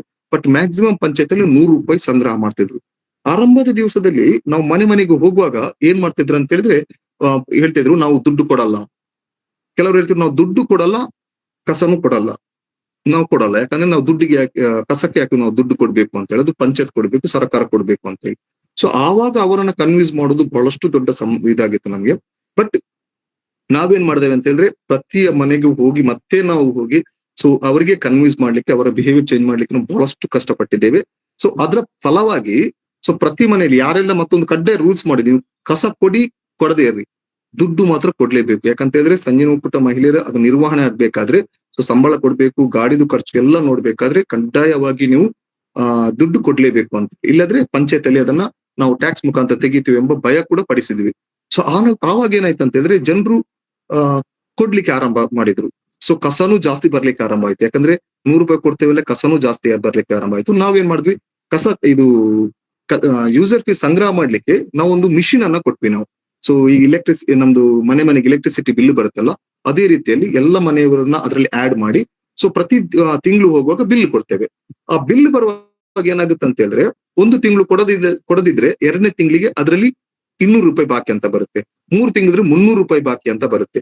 ಸೊ ಇದು ಬರುವಾಗ ಉಂಟಲ್ವಾ, ಸೊ ಅಲ್ಲಿ ದೊಡ್ಡ ರೀತಿಯ ಬದಲಾವಣೆ ಆರಂಭ ಆಯ್ತು ಅಲ್ಲಿ. ಯಾಕಂದ್ರೆ ದುಡ್ಡು ಬರುವ ಇದ್ರಲ್ಲಿ, ಯಾಕಂದ್ರೆ ಬಾಕಿ ಇದೆ ಅಂತ ಗೊತ್ತಾಗುತ್ತೆ. ಮತ್ತೆ ಒಂದು ಪ್ರಾಪರ್ ಆಗಿ ಎಲ್ರಿಗೂ ಕೂಡ ಒಂದು ರೀತಿಯ ಇದು ಬರುತ್ತೆ, ಏನಂತ ಹೇಳಿದ್ರೆ ಆ ಪಾರದರ್ಶಕವಾಗಿ ಬಿಲ್ ಕಲೆಕ್ಷನ್ ಆಗೈತೆ. ಯಾಕೆ ಒಂದು ದಿವಸದಲ್ಲಿ ಎಷ್ಟು ಕಲೆಕ್ಷನ್ ಆಯ್ತು ಅದನ್ನ ಪಂಚಾಯತ್ನವ್ರು ನೋಡ್ಬೋದು, ಮತ್ತೆ ಪಂಚಾಯತ್ PDO ನೋಡಿರ್ಬೋದು, ಮತ್ತೆ ಸಂಜೀನ ಒಕ್ಕೂಟದವ್ರು ನೋಡ್ಬೋದು. 3 ಜನ ಅದನ್ನ ಇರಿದ್ರೆ, ಸೊ ಆದ್ರಿಂದ ಪ್ರತಿ ದಿವಸ ಎಲ್ಲೆಲ್ಲಿ ಎಷ್ಟೆಷ್ಟು ಕಲೆಕ್ಷನ್ ಆಯ್ತು, ಮತ್ತೆ ಯಾರಿಗೂ ಕೂಡ ಯಾವ ರೀತಿಯ ಚೀಟಿ ಕೊಡುದು ಬರೆಯುವುದ ಯಾವ ಸಮಸ್ಯೆನೂ ಇರ್ಲಿಲ್ಲ. ಮತ್ತೆ ಒಂದು ತಿಂಗಳಲ್ಲಿ ಎಷ್ಟು ಕಲೆಕ್ಷನ್ ಆಯ್ತು ಎಂಬುದನ್ನು ಕ್ಲಿಯರ್ ಆಗಿ ಸಿಗ್ತಾ ಇತ್ತು. ಈಗ ಒಂದೊಂದು ಪಂಚಾಯತ್ ಅಲ್ಲಿ ಅದರಲ್ಲೂ ಕೂಡ ಮುಖ್ಯವಾಗಿ ಪಾವೂರ್ನಂತ ಪಂಚಾಯತ್ಗಳಲ್ಲಿ, ಬೋಳಿಯರ್ ಪಂಚಾಯತ್ಗಳಲ್ಲೆಲ್ಲ ಸೊ ಒಂದು ತಿಂಗಳಿಗೆ 1,10,000ದಿಂದ 1,20,000 ಕಲೆಕ್ಷನ್ ಮಾಡ್ತಾ ಇದ್ದಾರೆ. ನೀರ್ಮಾರ್ಗದಂತ ಗ್ರಾಮ ಪಂಚಾಯತ್ ಅಲ್ಲಿ 2 ಲಕ್ಷದವರೆಗೆ ಪ್ರತಿ ತಿಂಗಳು ಕೂಡ ಇದನ್ನ ಸಂಗ್ರಹ ಮಾಡ್ತಾ ಇದ್ದಾರೆ. ಸೊ ಇದರಿಂದ ಏನಾಯ್ತು ಅಂತ ಹೇಳಿದ್ರೆ, ಮಹಿಳೆಯರಿಗೆ ಅಲ್ಲಿ ಕೆಲಸ ಮಾಡುವಂತ ಮಹಿಳೆಯರಿಗೆ 10ರಿಂದ 15,000ದವರೆಗೆ, 12ರಿಂದ 15,000 ಸಂಬಳವನ್ನ ಪಡಿತಾ ಇದ್ದಾರೆ. ಡ್ರೈವರ್ಸ್ 20,000ದವರೆಗೆ ಸಂಬಳ ಪಡಿತಾ ಇದ್ದಾರೆ. ಪಂಚಾಯತ್ ಇದು ಗಾಡಿದು ಪೆಟ್ರೋಲ್ ಡೀಸೆಲ್ ಖರ್ಚಾಗಿರ್ಬೋದು, ಮತ್ತೆ ಇನ್ನಿತರ ಖರ್ಚುಗಳನ್ನ ಎಲ್ಲವನ್ನು ಕೂಡ ಸಂಜೀನ ಒಕ್ಕೂಟ ಮಹಿಳೆಯರೇ ನಿರ್ವಹಿಸ್ತಾ ಇದ್ದಾರೆ. ಸೊ ಇದರಿಂದ ಏನಾಗುತ್ತೆ, ಪಂಚಾಯತಿಗೆ ದೊಡ್ಡ ರೀತಿಯ ಬರ್ಡನ್ ಕೂಡ ಕಡಿಮೆ ಆಗಿದೆ ಕಸದ ಬಗ್ಗೆ. ಮತ್ತೆ ಜನರಲ್ಲಿ ಒಂದಷ್ಟು ಬದಲಾವಣೆ ಆಗ್ಬೇಕಾದ್ರೆ ನಾವು ಒಂದಷ್ಟು ಕಾರ್ಯಕ್ರಮಗಳನ್ನ ಮಾಡಿದ್ದೀವಿ. ಯಾಕಂದ್ರೆ ಅದು ಬಿಹೇವಿಯರ್ ಚೇಂಜ್ ಅಷ್ಟು ಸುಲಭವಾಗಿ ಆಗುವಂತದಲ್ಲ. ನಾವೀಗ ಕಸಾಸುರ ಅಂತ ಬೀದಿ ನಾಟಕ ಆಗಿರ್ಬೋದು, ಅದೇ ಕಸ ಪ್ರಸಂಗ ಅಂತ ಹೇಳಿ ಶಾಲೆಗಳಾಗಿರ್ಬೋದು, ಕಾಲೇಜುಗಳಲ್ಲಿ ಮಕ್ಕಳಿಗೆ ಏನ್ ಮಾಡಿದೆ, ಕಸ ಪ್ರಸಂಗದ ಬಗ್ಗೆ ಮಾಹಿತಿಗಳನ್ನ ಕೊಡ್ತೇವೆ, ಕಸದ ಬಗ್ಗೆ ಮಾಹಿತಿಗಳನ್ನ, ಚರ್ಚೆಗಳನ್ನ ಮಾಡ್ತಾ ಇದ್ವಿ. ಅದೇ ರೀತಿ ಟ್ರಾಶೋನಮಿಕ್ ತರಬೇತಿ ಅದು ಚಿಕ್ಕ ಮಕ್ಕಳಿಗೆ ನಾವು ಕೊಡ್ತಾ ಇದ್ವಿ. ಮಹಿಳೆಯರಿಗೆ ಮೆನ್ಸ್ಟ್ರುಯಲ್ ಕಪ್ಪಿನ ಬಗ್ಗೆ ಪ್ರಮೋಟ್ ಮಾಡ್ತಿದೆ. ಯಾಕಂದ್ರೆ ದೊಡ್ಡ ಸವಾಲಾಗಿತ್ತು ನಮ್ಗೆ ಮೆನ್ಸ್ಟ್ರುಯಲ್ ಪ್ಯಾಡ್ ಬರುವಂತದ್ದು. ಸೊ ಅದಕ್ಕೋಸ್ಕರ ಮೆನ್ಸ್ಟ್ರುಯಲ್ ಕಪ್ಪುಗಳನ್ನ ನಾವು ಇದು ಕೊಡುವಂತದ್ದು ಮಾಡ್ತಾ ಇದ್ವಿ. ಅದೇ ರೀತಿ ಕಸ ಪ್ರಸಂಗ ಆಗಿರ್ಬೋದು, ಕಸ ಸಂತೆ, ಈ ರೀತಿಯ ಬೇರೆ ಬೇರೆ ನಾನಾ ರೀತಿಯ ಕಾರ್ಯಕ್ರಮಗಳನ್ನು ನಾವು ಮಾಡ್ತಾ ಬರ್ತಿದ್ದೇವೆ. ಅದರೊಟ್ಟಿಗೆ ಇನ್ನೊಂದು ದೊಡ್ಡ ಸವಾಲು ಈಗ್ಲೂ ಇದೆ ನಮ್ಗೆ, ಅದು ಇನ್ನೂ ಕೂಡ ನಮ್ಗೆ ಗೊತ್ತಿಲ್ಲ. ಸೊ ನಿಮ್ಗೆ ಯಾರಿಗಾದ್ರೂ ಅದರ ಬಗ್ಗೆ ಯಾವ್ದಾದ್ರು ಆಲೋಚನೆಗಳಿದ್ರೆ ಖಂಡಿತವಾಗಿ ಮುಂದೆ ನೀವು ಅದನ್ನ ಶೇರ್ ಮಾಡ್ಬೋದು. ಏನಂತ ಇದ್ರೆ, ಪಂಚಾಯತಿಗಳಲ್ಲಿ ದೊಡ್ಡ ರೀತಿಯಲ್ಲಿ ಈಗ ನಮ್ಗೆ ಸಮಸ್ಯೆ ಆಗಿರುವಂತದ್ದು ಸ್ಯಾನಿಟರಿ ವೇಸ್ಟ್ ಬಗ್ಗೆ. ಡೈಪರ್ಸ್ ಆಗಿರ್ಬೋದು, ಮತ್ತೆ ಸ್ಯಾನಿಟರಿ ಪ್ಯಾಡ್ಗಳು ಬಹಳಷ್ಟು ಸಂಖ್ಯೆಯಲ್ಲಿ ಬರ್ತಾ ಇದೆ. ಏನ್ ಮಾಡೋಕ್ಕೂ ಆಗ್ತಾ ಇಲ್ಲ. ಯಾಕಂತ ಹೇಳಿದ್ರೆ ಆಲ್ಮೋಸ್ಟ್ ನಮ್ಮ ಇಂಡಿಯಾದಲ್ಲಿ ನನ್ನ ಪ್ರಕಾರ ಸರಿಯಾದ ವಿಧಾನಗಳೇ ಇಲ್ಲ. ಅದನ್ನ ಇನ್ಸುಲೇಟರ್ ಮಾಡ್ಲಿಕ್ಕೂ ಕೂಡ ಒಂದು ಪಂಚಾಯತ್ ಅಷ್ಟು ದುಡ್ಡು ಕೊಟ್ಟು ಅದನ್ನ ಮಾಡ್ಲಿಕ್ಕೆ ಖಂಡಿತವಾಗಿ ಕೂಡ ಸಾಧ್ಯ ಇಲ್ಲ. ಅಥವಾ ಬೇರೆ ವಿಧಾನಗಳು ಯಾವ್ದಿದ್ರು ಕೂಡ ಆಗಲ್ಲ. ಸೊ ಲ್ಯಾಂಡ್ ಫಿಲ್ಗೆನೆ ಅದನ್ನ ಕಳಿಸ್ಬೇಕಾದಂತ ನಿಜವಾಗ್ಲೂ ಅದು ತುಂಬಾ ನೋವು ಅನಿಸ್ತಾ ಇದೆ, ಆದ್ರೆ ಅನಿವಾರ್ಯ ಅಂತ ಅನಿಸ್ತಾ ಇದೆ. ಒಂದೊಂದು ಪಂಚಾಯತ್ಗಳಲ್ಲಿ 100ರಿಂದ 200 kg ಕೂಡ ಬರೆದುವಂತದ್ದು ಪಂಚಾಯತ್ಗಳಿದೆ. ಸೊ ಆವಾಗ ನಾವು ಹಸಿರು ಹೆಜ್ಜೆ ಅಂತ ಒಂದು ಕಾರ್ಯಕ್ರಮವನ್ನು ನಾವು ಮಾಡಿದ್ವಿ. ಅಂದ್ರೆ ಒಂದು 4 ವರ್ಷದ ಮನೆಯವರನ್ನೆಲ್ಲ ಸೇರಿಸಿ ನಾವು ಅಂಗನವಾಡಿಗಳಲ್ಲಿ ಸೇರಿಸಿ ಅಲ್ಲಿ ನಾವು ಏನ್ ಮಾಡ್ತಿದೀವಿ ಅಂತಂದ್ರೆ, ಅವರಿಗೆ ಹಸಿರು ಹೆಜ್ಜೆ ಅಂದ್ರೆ ಡೈಪರ್ಸ್ ನ ದುಷ್ಪರಿಣಾಮಗಳು ಏನಿದೆ, ಮತ್ತೆ ಡೈಪರ್ಸ್ ಹಾಕೋದ್ರಿಂದ ಏನೆಲ್ಲ ಸಮಸ್ಯೆ ಆಗಿದೆ, ಮತ್ತೆ ಆರ್ಥಿಕವಾಗಿ ನಿಮ್ಗೆ ಎಷ್ಟು ಲಾಸ್ ಇದೆ ಒಂದು ಡೈಪರ್ ಇಂದ. ಸೊ ಅದರ ಬದಲಾಗಿ ನೀವು ಬಟ್ಟೆ ಪ್ಯಾಡ್ಗಳನ್ನ ಬಳಸಿ, ಮತ್ತೆ ನೀವು ಈಗ ಒಂದು 3-4 ಡೈಪರ್ಸ್ ಗಳನ್ನ ಬಳಸ್ತಿದ್ರೆ ಅದನ್ನ ದಯವಿಟ್ಟು 2ಕ್ಕೆ ಇಳಿಸಿ, ಒಂದಷ್ಟು ಕಡಿಮೆ ಮಾಡಿ ಅಂತ ಹೇಳಿದ ನಂತರ ನಮ್ಗೆ ಡೈಪರ್ಸ್ ಗಳ ಸಂಖ್ಯೆ ಸ್ವಲ್ಪ ಕಡಿಮೆ ಆಗಿದೆ. ಹಾಗಂತೇಳಿ ಖಂಡಿತವಾಗಿ ನಾನು ಹೇಳ್ತಿದ್ದೇನೆ, ಸಂಪೂರ್ಣವಾಗಿ ಬದಲಾವಣೆ ಮಾಡ್ಲಿಕ್ಕೆ ಖಂಡಿತ ಕೂಡ ಸಾಧ್ಯ ಆಗ್ತಾ ಇಲ್ಲ. ಯಾಕಂತಂದ್ರೆ ಜನರು ಅಷ್ಟು ಇದಾಗ್ಬಿಟ್ಟಿದ್ದಾರೆ, ಯಾಕಂದ್ರೆ ಯೂಸ್ಡ್ ಆಗ್ಬಿಟ್ಟಿದ್ದಾರೆ. ಮತ್ತೆ ಬಹಳ ಸುಲಭವಾಗಿ ಸಿಗುವಂತದ್ದು, ಕಡಿಮೆ ರೇಟ್ ಅಲ್ಲಿ ಸಿಗುತ್ತೆ, ಮತ್ತು ಕಾಂಪಿಟೇಷನ್ ಇದರಲ್ಲಿ ಸಿಗುವಂತದ್ದು ಡೈಪರ್ಸ್ ಗಳನ್ನ ಬಹಳಷ್ಟು ಜನ ಯೂಸ್ ಮಾಡ್ತಾ ಇದ್ದಾರೆ. ಸೊ ಇದೊಂದು ಬಹಳಷ್ಟು ದೊಡ್ಡ ಸಮಸ್ಯೆ ಆಗಿದೆ. ಜಿಲ್ಲಾ ಪಂಚಾಯತ್ ಅಲ್ಲಿ ಮಾತಾಡ್ವಿ, ಕಾರ್ಪೊರೇಷನ್ ಗಳಲ್ಲಿ ಇದ್ರ ಬಗ್ಗೆ ಮಾತಾಡ್ವಿ, ಇವನ್ ಪೊಲ್ಯೂಷನ್ ಕಂಟ್ರೋಲ್ ಬೋರ್ಡ್ ಹತ್ರ ಕೂಡ ನಾವು ಇದ್ರ ಬಗ್ಗೆ ಡಿಸ್ಕಷನ್ ಗಳನ್ನ ಮಾಡ್ತಾ ಇದ್ದೇವೆ. ಬಟ್ ಇನ್ನು ಕೂಡ ಅದಕ್ಕೆ ಸರಿಯಾದ ಒಂದು ವಿಧಾನನೇ ಬರ್ಲಿಲ್ಲ. ನಾವು ಜನರನ್ನ ಆದಷ್ಟು ಅದ್ರ ಬಗ್ಗೆ ನಾವು ಜಾಗೃತಿಗೊಳಿಸುವಂತ ಕೆಲಸಗಳನ್ನ ನಾವು ಮಾಡ್ತಾ ಇದ್ದೇವೆ. ಸೊ ಇದು ಬಹಳಷ್ಟು ಮುಖ್ಯವಾಗಿರುವಂತದ್ದು. ಸೊ ಈ ರೀತಿಯಾಗಿ ನಾನಾ ರೀತಿಯ ಕಾರ್ಯಕ್ರಮಗಳನ್ನ ನಾವು ಮಾಡಿ ಅವರ ಬಿಹೇವಿಯರ್ ಚೇಂಜಸ್ಗೆ ನಾವು ಒತ್ತುಗಳನ್ನ ಕೊಡ್ತಾ ಇದ್ದೇವೆ. ಸೊ ಈ ಮುಖಾಂತರ ಈಗ ಒಂದು 10 ಗ್ರಾಮ ಪಂಚಾಯತ್ ಏನಿದೆ, ಈ 10 ಗ್ರಾಮ ಪಂಚಾಯತ್ ಅಲ್ಲೂ ಕೂಡ ಒಂದು ಸಸ್ಟೈನಬಿಲಿಟಿ ಆಗ್ತಾ ಇದೆ. ಆ ಸಂಚಿನ ಒಕ್ಕೂಟದ ಮಹಿಳೆಯರಿಗೆ ಕೆಲಸ ಆಗ್ತಿದೆ. ಮತ್ತೊಂದು ನಮ್ಗೆ ನಾವು ಇನಿಷಿಯೇಟಿವ್ ಏನ್ ತಗೊಂಡಿದ್ವಿ ಅಂತ ಹೇಳಿದ್ರೆ, ನಮ್ಗೆ ದೊಡ್ಡ ರೀತಿಯಲ್ಲಿ ಈಗ ವೇಸ್ಟ್ ಬರುವಂತದ್ದು, ಈಗ ವೆಟ್ ವೇಸ್ಟ್ ನಾವು ಆರಾಮದಲ್ಲಿ ನಾವು ಗೊಬ್ಬರ ಮಾಡ್ತಿದ್ದೀವಿ. ಎಷ್ಟು ಗೊಬ್ಬರ ವೇಸ್ಟ್ ಬಂದ್ರು ಕೂಡ ನಮ್ಗೆ ನೋ ಪ್ರಾಬ್ಲಮ್. ಮತ್ತೆ ಮನೆಗಳಲ್ಲಿ ಕೂಡ ನಾವು ಪ್ರಯತ್ನಗಳನ್ನ ಮಾಡ್ತಿದ್ವಿ. ಆ ವೆಟ್ ವೇಸ್ಟ್ ಅನ್ನ ಗೊಬ್ಬರ ಮಾಡ್ಲಿಕ್ಕೆ ನೀವು ಪ್ರಯತ್ನ ಪಡ್ಲಿಕ್ಕೆ ನಾವು ಮಾಡ್ತಿದ್ವಿ. ಬಟ್ ಏನಾಗಿದೆ ಅಂತ ಹೇಳಿದ್ರೆ ಫ್ಯಾಕ್ಟ್ರಿಗಳು ಜಾಸ್ತಿ ಆಗ್ತಾ ಇದೆ. ಮತ್ತೆ 2 ಸೆನ್ಸ್ ಮನೆಗಳನ್ನ ಕಟ್ಟೋದ್ರಿಂದ ಇದೆಲ್ಲ ದೊಡ್ಡ ಸಮಸ್ಯೆಗಳಾಗಿರುವಂತದ್ದು. ಸೊ ಬೇರೆ ಬೇರೆಯವರು ಅಲ್ಲಿಗೆ ಹಾಕ್ತಾ ಇದ್ದಾರೆ. ಈಗ ನಾನು ಹೋಗಿದ್ದೇನೆ, ದಾವಣಗೆರೆ ಹೋಗಿದ್ದೇನೆ ಅಥವಾ ಬೇರೆ ಬೇರೆ ಕಡೆಗಳಿಗೆ ವೀಕ್ಷಣೆ ಮಾಡುವಾಗ ಸೊ ಜನರು ಏನ್ ಮಾಡ್ತಾರೆ, ಹಸಿ ಕಸವನ್ನು ತಿಪ್ಪೆ ಗುಂಡಿ ಅಂತ ಮಾಡ್ತಾ ಇದ್ದಾರೆ. ಬಟ್ ಮಂಗಳೂರಲ್ಲಿ ತಿಪ್ಪೆ ಗುಂಡಿಗಳು ಸಿಗೋದೇ ಇಲ್ಲ. ಯಾಕಂದ್ರೆ ಅದೊಂದು ಇಲ್ಲಿದು ಇದಾಗ್ಬಿಟ್ಟಿದೆ. ಸೊ ಅದನ್ನೆಲ್ಲ ಏನ್ ಮಾಡ್ತಾರೆ, ಕಟ್ಟಿ ಬಿಸಾಡುವಂತ ಕ್ರಮ ಇತ್ತು. ಸೊ ಈಗ ಪಂಚಾಯತ್ಗಳಲ್ಲಿ ಅಲ್ಲಲ್ಲಿ ಕ್ಲೀನ್ ಅಪ್ ಡ್ರೈವ್ಸ್ ಗಳನ್ನ ಜಾಸ್ತಿ ಮಾಡ್ತಾ ಇದ್ದಾರೆ. ಮತ್ತು ಜನರ ಮುಖ್ಯವಾಗಿ ಅಲ್ಲಿರುವಂತ ಗ್ರಾಮಸ್ಥರನ್ನ ಸೇರಿಸಿ ಅವರನ್ನ ಒಳಗೊಂಡಂತ ಒಂದು ಸ್ವಚ್ಛತಾ ಕಾರ್ಯಕ್ರಮಗಳನ್ನ ಮಾಡೋದ್ರಿಂದ ಸೊ ಅವರಲ್ಲಿ ಕೂಡ ಬಹಳಷ್ಟು ಬದಲಾವಣೆಗಳು ಬರ್ತಾ ಇದೆ. ಸಂಘ ಸಂಸ್ಥೆಗಳಲ್ಲಿ ಕಸ ಸಂವಾದ ಕಾರ್ಯಕ್ರಮಗಳನ್ನ ಕೂಡ ನಾವು ಮಾಡ್ತಾ ಇದ್ದೇವೆ. ಸೊ ಈ ರೀತಿಯ ಕಾರ್ಯಕ್ರಮದಲ್ಲಿ ಮತ್ತೊಂದು ಜಾಸ್ತಿ ವೇಸ್ಟ್ ಬರುವಂತದ್ದು ಬಟ್ಟೆಗಳು ಬರ್ತಾ ಇದೆ. ಯಾಕಂದ್ರೆ ಈಗ ಏನಾಗಿದೆ ಅಂತ ಹೇಳಿದ್ರೆ, ಕಡಿಮೆ ಆನ್ಲೈನ್ ಅಲ್ಲಿ ಬಹಳಷ್ಟು ಕಡಿಮೆಯಲ್ಲಿ ಬಟ್ಟೆಗಳು ಬರ್ತಾ ಇದೆ. 1-2 ಸಲ ಸ್ಟೇಟಸ್ ಹಾಕಿದ ನಂತರ ಮತ್ತೆ ಅದನ್ನ ರಿಟರ್ನ್ ಹಾಕ್ಲಿಕ್ಕೆ ಮುಜುಗರ ಆಗುತ್ತೆ. ಯಾಕಂದ್ರೆ ಒಂದ್ಸಲ ಹಾಕಿದ್ದೇವೆ ಅಂತ ಹೇಳಿ ಹೇಗೂ ಕಡಿಮೆಲೆ ಸಿಗುತ್ತೆ, 100 ರೂಪಾಯಿಗೆ ಬಟ್ಟೆ ಸಿಗುತ್ತೆ ಅಂತ ಹೇಳುವಾಗ ಏನ್ ಮಾಡ್ತಾರೆ, 1-2 ಸಲ ಯೂಸ್ ಮಾಡ್ತಾರೆ ಮತ್ತೆ ಬಿಸಾಡಿ ಬಿಡ್ತಾರೆ. ಸೊ ಅದೆಲ್ಲ ಕೂಡ ಲ್ಯಾಂಡ್ ಫಿಲ್ಗೆ ಹೋಗ್ಬೇಕಾಗುತ್ತೆ. ಯಾಕಂದ್ರೆ ಅದನ್ನು ಕೂಡ ನಿರ್ವಹಣೆ ಮಾಡ್ಲಿಕ್ಕೆ ತುಂಬಾ ಕಷ್ಟ. ಅದಕ್ಕೆ ಯಾವ ರೀತಿಯ ರಿಯೂಸ್ ಮಾಡ್ಲಿಕ್ಕೆ ಅದಕ್ಕೆ ನಾವೇನ್ ಮಾಡಿದ್ವಿ ಅಂತೇಳಿ, ಪ್ರತಿ ತಿಂಗಳು 15 ತಾರೀಕಿನಂದು ಇದು ಒಳ್ಳೆ ರೀತಿಯ ಬಟ್ಟೆಗಳನ್ನ ಅದನ್ನ ಐರನ್ ಮಾಡಿ ಬಟ್ಟೆಗಳನ್ನ ಹತ್ತಿರದಲ್ಲಿರುವಂತ ಅಂಗನವಾಡಿ ಆಗಿರ್ಬೋದು, ಪಂಚಾಯತ್ ಆಗಿರ್ಬೋದು, ಅಥವಾ 15ನೇ ತಾರೀಕಿನಂದು ಬರುವಂತ ಗಾಡಿಯಲ್ಲಿ ನೀವು ಒಳ್ಳೆ ರೀತಿಯ ಬಟ್ಟೆಗಳನ್ನ ನೀವು ಕೊಡ್ಬೇಕು ಅಂತ ಹೇಳಿ. ಆ ಒಳ್ಳೆ ರೀತಿಯ ಬಟ್ಟೆಗಳು ಬಂದದ್ದನ್ನ ನಾವ್ ಏನ್ ಮಾಡ್ತಾ ಇದ್ವಿ, ಮುಖ್ಯವಾಗಿ ಅದರಲ್ಲಿ ತುಂಬಾ ಒಳ್ಳೊಳ್ಳೆ ಕ್ವಾಲಿಟಿ ಬಟ್ಟೆಗಳನ್ನ ಯಾರಿಗಾದ್ರೂ ಅಗತ್ಯ ಇರುತ್ತೆ, ಇಲ್ಲದವರಿಗೆ ಯಾರಿಗಾದ್ರೂ ಅಗತ್ಯ, ಈಗ ನಾವು ವೇಸ್ಟ್ ಪಿಕರ್ಸ್ ಜೊತೆ ಕೆಲಸ ಮಾಡ್ತಿದ್ದೇವೆ, ಅವರಿಗೆ ಏನಾದ್ರು ಬೇಕಾಗ್ಬಹುದು, ಅಥವಾ ಪಂಚಾಯತಿಯಲ್ಲಿ ಯಾರಿಗಾದ್ರೂ ಅವಶ್ಯಕತೆ ಇದೆ ಅಂತ ಹೇಳಿದ್ರೆ ಮೊದಲು ಅವಕಾಶ ಅವ್ರು ಕೊಂಡೋಗ್ಬೋದು ಮನೆಗೆ. ಸೊ ಎರಡನೇ ಏನ್ ಮಾಡ್ತೇವೆ ಅಂತ ಹೇಳಿದ್ರೆ, ನಾವು ಎಲ್ಲ 10 ಪಂಚಾಯತಿದು 2 ಟೈಲರ್ಸ್ ಗಳನ್ನ, ಅಲ್ಲಿ ಯಾರಿಗೆಲ್ಲ ಮಹಿಳೆಯರಿಗೆ ಟೈಲರಿಂಗ್ ಗೊತ್ತಿದೆ ಅವರನ್ನ ಸೇರಿಸಿ ನಾವು ಅವರಿಗೊಂದು ಟ್ರೈನಿಂಗ್ ಕೊಟ್ವಿ. ಸೂಜಿ ಮಲ್ಲಿಗೆ ಅಂತ ಒಂದು ಕಾರ್ಯಕ್ರಮವನ್ನ ಮಾಡಿದ್ವಿ. ಅದ್ರಲ್ಲಿ ಏನ್ ಮಾಡಿದ್ವಿ ಅಂತ ಹೇಳಿದ್ರೆ, ನಾವು ಉಚಿತವಾಗಿ ಅವರಿಗೆ ಬ್ಯಾಗ್ಗಳನ್ನ ಹೊಲಿಯೋದಾಗಿರ್ಬೋದು, ಲ್ಯಾಪ್ಟಾಪ್ ಬ್ಯಾಗ್ಗಳಾಗಿರ್ಬೋದು, ಪೌಚ್ಗಳಾಗಿರ್ಬೋದು, ಮೊಬೈಲ್ ಪೌಚ್ಗಳನ್ನ ಹೊಲಿಯುವಂತದ್ದು. ಸೊ ಇದನ್ನೆಲ್ಲ ನಾವು ಅವರಿಗೆ ಕಲಿಸ್ಕೊಟ್ಟ ನಂತರ ಅಲ್ಲಿ ಬರುವಂತ ಬಟ್ಟೆಗಳೇನಿದೆ ಆ ಬಟ್ಟೆಗಳನ್ನ ಅವರು ಏನ್ ಮಾಡ್ತಾರೆ, ಅಲ್ಲಿ ಅದನ್ನ ಡ್ರೈ ವಾಶ್ ಮಾಡಿ ಅದಕ್ಕೆ ಮತ್ತೆ ಅವರು ಬ್ಯಾಗ್ಗಳನ್ನಾಗಿ ಹೊಲಿತಾ ಇರ್ತಾರೆ. ಸೊ ಇದನ್ನ ಹೊಲಿದ ನಂತರ ನಾವೇನ್ ಮಾಡ್ತೇವೆ ಅಂತ ಅದನ್ನ ಅವರು ಸ್ಟಾಲ್ ಹಾಕಿ ಕೆಲವು ಕಡೆಗಳಲ್ಲಿ ಸೇಲ್ ಮಾಡ್ತಾ ಇದ್ದಾರೆ. ಮತ್ತೆ ನಾವು ಹಸಿರು ದಳದವರು ಕೂಡ ಏನ್ ಮಾಡ್ತೇವೆ, ನಾವು ಅವರಿಂದಲೇ ನಾವು ಬಟ್ಟೆ ಬ್ಯಾಗ್ಗಳನ್ನ ಪರ್ಚೇಸ್ ಮಾಡ್ತೇವೆ. ಯಾಕೆ ಪರ್ಚೇಸ್ ಮಾಡ್ತಾ ಇದ್ದೇವೆ ಅಂತ ಹೇಳಿದ್ರೆ, ನಾವು ಅದನ್ನ ಈಗ ನಾವ್ ಎಲ್ಲಿಯಾದ್ರೂ ಒಂದು ಕ್ಲೀನಪ್ ಡ್ರೈವ್ ಮಾಡ್ಬೇಕಂತ ಇದ್ರೆ ನಾವೇನ್ ಮಾಡ್ತೇವೆ, ಏನಾದ್ರೂ ಒಂದು ತಿಂಡಿ ಕೊಡ್ಬೇಕು ಅಂದ್ರೆ ನಾವು ತಿಂಡಿ ಕೊಡಲ್ಲ. ಅದ್ರ ಬದಲಾಗಿ ಏನ್ ಮಾಡ್ತೇವೆ, ನಾವು ಬಟ್ಟೆ ಬ್ಯಾಗ್ಗಳನ್ನ ಕೊಡ್ತೇವೆ. ಕನಿಷ್ಠ ಆ ಕೊಂಡೋದವ ಒಂದು 10 ಸಲ ಆದ್ರೂ ಆ ಬಟ್ಟೆ ಬ್ಯಾಗ್ಗಳನ್ನು ಉಪಯೋಗಿಸ್ತಾರೆ. ಸೊ ಅಲ್ಲಿ ಏನಾಗುತ್ತೆ, ಒಂದು ಬ್ಯಾಗ್ ಕೂಡ ಒಂದು ಪ್ಲಾಸ್ಟಿಕ್ ಬಳಸದೆ ಕಡಿಮೆ ಆಗುತ್ತೆ. ಮತ್ತು ಯಾವುದೇ ಗೆಸ್ಟ್ ಬಂದ್ರು ಕೂಡ ನಾವು ಗೆಸ್ಟ್ ಗೆ ಯಾವುದೇ ಹೂ ಗಿಡಗಳನ್ನ ಕೊಡೋದಾಗಿರ್ಬೋದು ಅಥವಾ ಈ ರೀತಿಯ ಕೆಲಸಗಳನ್ನ ಮಾಡೋ ಬಟ್ಟೆ ಬ್ಯಾಗ್ಗಳನ್ನೇ ಕಡ್ಡಾಯವಾಗಿ ನಾವು ಅವರಿಗೆ ಮೆಮೆಂಟೋ ಕೂಡ ಕೊಡಲ್ಲ, ನಾವು ಬಟ್ಟೆ ಬ್ಯಾಗ್ಗಳನ್ನೇ ನಾವು ಕೊಡ್ತಾ ಇದ್ದೀವಿ.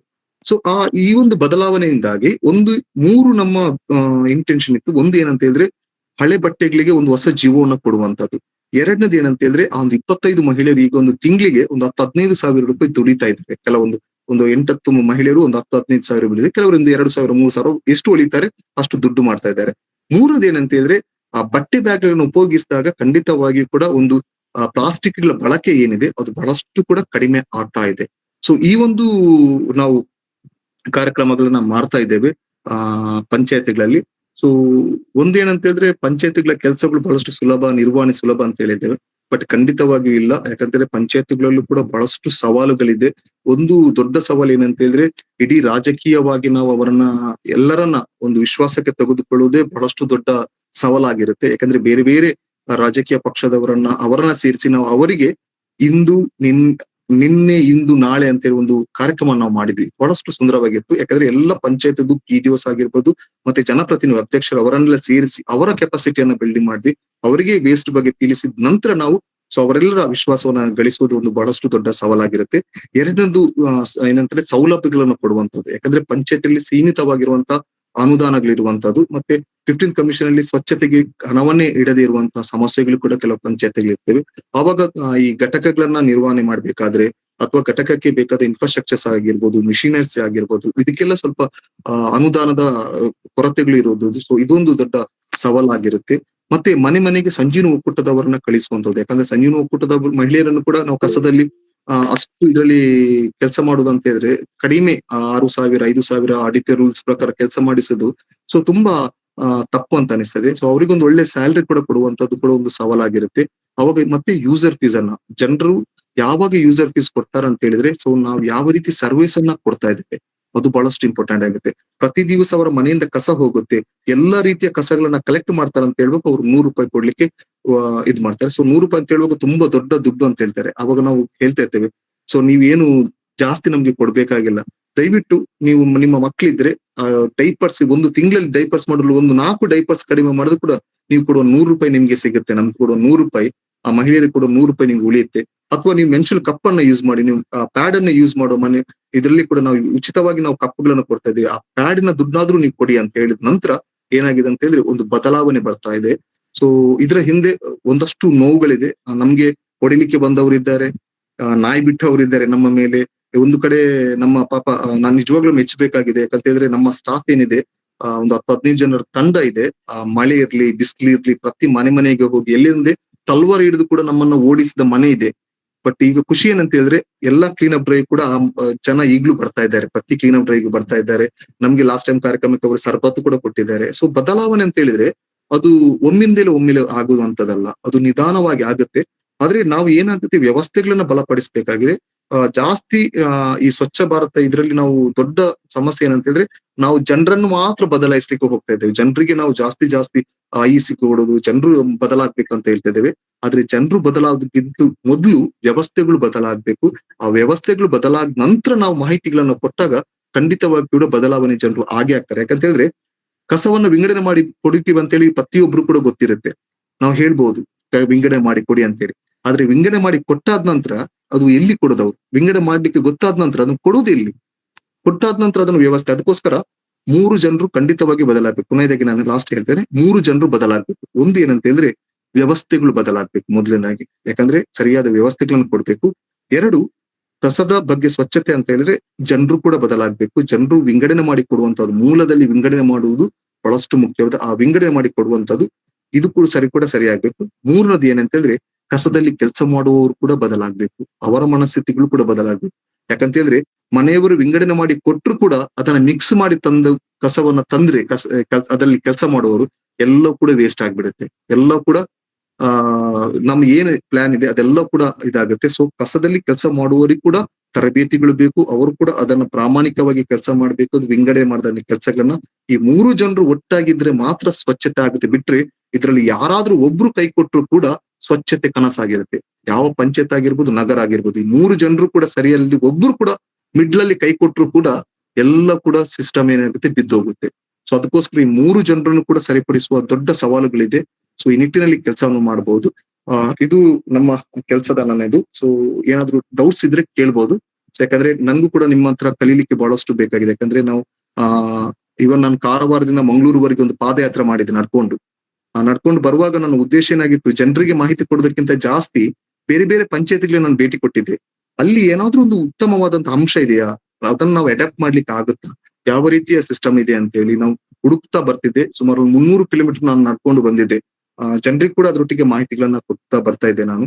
ಸೊ ಆದ್ರೆ ನನ್ಗೆ ಆಶಾದಾಯಕವಾದಂತ ಯಾವುದೇ ಒಂದು ಸಿಸ್ಟಮ್ ನನ್ಗೆ ಸಿಗ್ಲಿಲ್ಲ ಅಲ್ಲಿಂದ ಇಲ್ಲಿ ಬರೆಯುವವರೆಗೆ. ಸೊ ಗೊತ್ತಿಲ್ಲ ನಿಮ್ಮ ಪಂಚಾಯತಿಗಳಲ್ಲಿ ಅಥವಾ ನಿಮ್ಮ ಕಡೆಯಲ್ಲಿ ಇದಕ್ಕಿಂತ ಬೆಟರ್ ಏನಾದ್ರು ಮಾಡ್ತಿದ್ರೆ ಖಂಡಿತವಾಗಿಯೂ ನಮ್ಗೆ ಅದನ್ನ ಅಡಾಪ್ಟ್ ಮಾಡ್ಲಿಕ್ಕೆ ಯಾವ ರೀತಿ ಇದೆಯಲ್ಲ. ಯಾಕಂತ ಹೇಳಿದ್ರೆ ಒಟ್ಟಿನಲ್ಲಿ ಈ ಪರಿಸರ ಏನಿದೆ ಸೊ ಅದನ್ನು ಉಳಿಸುವ ಕೆಲಸಗಳು ಆಗ್ಬೇಕಾಗಿದೆ ಅಷ್ಟೇ. Thank you. ತುಂಬಾ ಚೆನ್ನಾಗಿತ್ತು. ಈಗ ನಮ್ಮ ಸದಸ್ಯರು ಒಬ್ಬೊಬ್ಬರಾಗಿ ಪ್ರಶ್ನೆ ಕೇಳಬಹುದು. ನಿಮ್ಗೆ ಏನ್ ಸಂದೇಹ ಇದೆ ನೇರವಾಗಿ ಪ್ರಶ್ನೆ ಇದೆ.